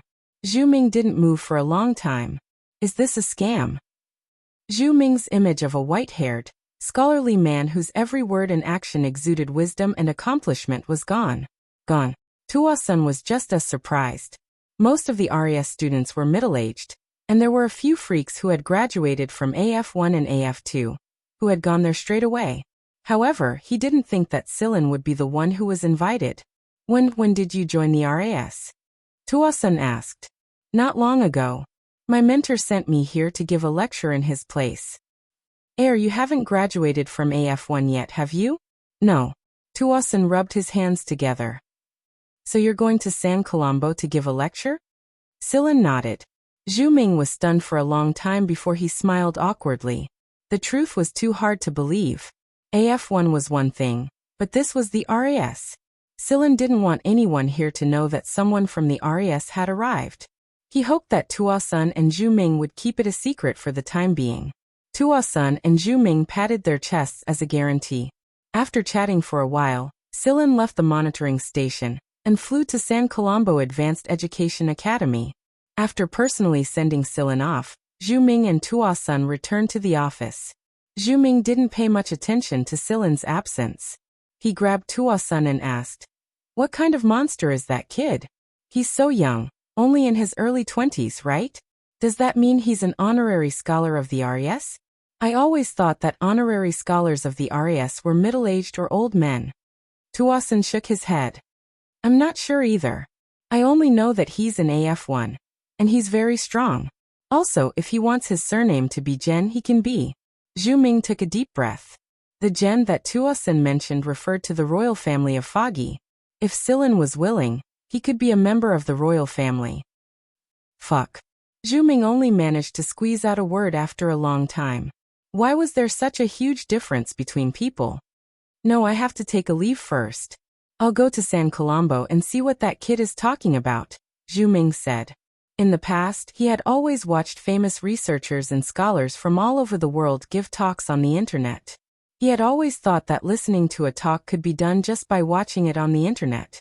Why would he put down his work and go sit with a group of people to listen to a talk? But now, Zhu Ming really wanted to go and see for himself how capable that kid was to climb to such a level and obtain such a title that many academic researchers struggled for their entire lives. After checking the time and arranging his vacation, Tuo-sun put down his wine bottle and said, "All right, let's go see if he's the real deal." The RAS wasn't a place you could enter just because you had connections, and it wasn't a place that ordinary nobles could meddle with. They didn't give face to anyone other than the emperor and the three kings. Perhaps the people in the capital Star region wouldn't be too surprised, but outside of it, the people of the RAS were like rare treasures. It was hard to even catch a glimpse of them, and they had a lot of admirers. Sillin flew to San Colombo Advanced Education Academy. He didn't contact the school because he wanted to see the academic atmosphere and inclination here first. San Colombo was a famous school in the Mist Bodhisattva Empire. This planet was called San Colombo, and it was founded by a noble with the surname Colombo. At the time, Colombo wasn't a big noble yet. It was just a normal noble that had just risen to power. Later, it slowly rose to the status of a big noble due to its contributions to the stability of the empire. Although Colombo could be considered an upper-class noble now, its glory days were long gone. The Colombo family had always supported the school, and it had raised a lot of talented people for the family. The school took up half of San Colombo's surface area. Any big school would pay a lot of attention to the layout of the buildings, especially the scenery. There were a lot of garden-like buildings, picnicking forests, plazas and parks around the dormitories. The hardware was also very good at keeping up with the technology. The amount of effort a school could put into its facilities was proof of how much effort it put into educating its students. Many schools would rather spend a lot of money to renovate the terrain and environment, making the campus scenery incomparably gorgeous and the buildings brilliant. However, when it came to real teaching, they would always cut corners. Golden on the outside but rotten on the inside. Flashy but impractical education was simply difficult to cultivate outstanding talents. There were still a few days before the lecture. Although there weren't many people from other planets on San Colombo's campus, there were already many signs on the light screens. "Welcome to the RAS." They didn't mention whether the person was an academician or an honorary scholar. They probably didn't know that the probability of becoming an academician and an honorary scholar was 150. Since they didn't know, they didn't dare to say anything. Perhaps it was due to the fact that the Royal Academy of Sciences had sent someone over to give a speech, but most of the advertisements on the screen were about the research results of the students in the university, as well as the awards they had won. The atmosphere here was pretty good. There were some students sitting on the wooden chairs and chatting with each other. There were also students who were reading their course notes on their laptops. There were also people who were fishing by the side of the lake. Splash! A fish leaped out of the lake. Huimao's attention was immediately drawn to it. Silin, let's go fishing. There were many fish in the lake. There were a few shops around the lake that rented fishing gear. However, after renting the gear, they would take a percentage of the fish they caught. Most people only enjoyed the process. They didn't have much of a complaint about how many fish they caught and how much they let the rental point take. At Huimao's request, Silin rented a set of fishing gear from one of the shops. Then he started walking around the lake in search of a fishing spot. It was noon and it would be lunchtime soon. Silin had arrived late. Many of the good fishing spots had already been taken, so he had to walk further. There were boats floating on the lake. They were all small boats for the students to have fun. It was a good place for couples to go for a little tryst. There were security personnel and robots guarding the area. If someone fell into the water or met with an accident, they would be able to react in time. No one was worried. Some people liked to rent a boat and fish. Silin didn't know what the result was. We saw a lot of people catching fish along the way. The size of the fish aside, it was still considered a catch. As long as they managed to catch a fish, they would feel proud of themselves and that their trip here wasn't a wasted one. Huimao scanned the distribution of the fish in the lake. The fish in the surroundings were too small. The ones in the center of the lake were bigger. So he suggested, Silin, why don't we rent a boat and fish in the center of the lake? The fish there are bigger. How can the small fish around be enough to fill the gaps between our teeth? That works. Anyway, Silin treated it as a relaxing activity. It didn't matter where they went. Since Huimao suggested it, they would go to the center of the lake. They rented a small boat. When it was rented, it didn't look like a boat. It looked like a door, but after it was unfolded, it looked like a boat. The robot helped Silin send the boat to the other side of the lake. After paying the robot for the service, Silin and Weiss jumped onto the boat, turned on the navigation system, adjusted the boat's speed, and popped out a canopy.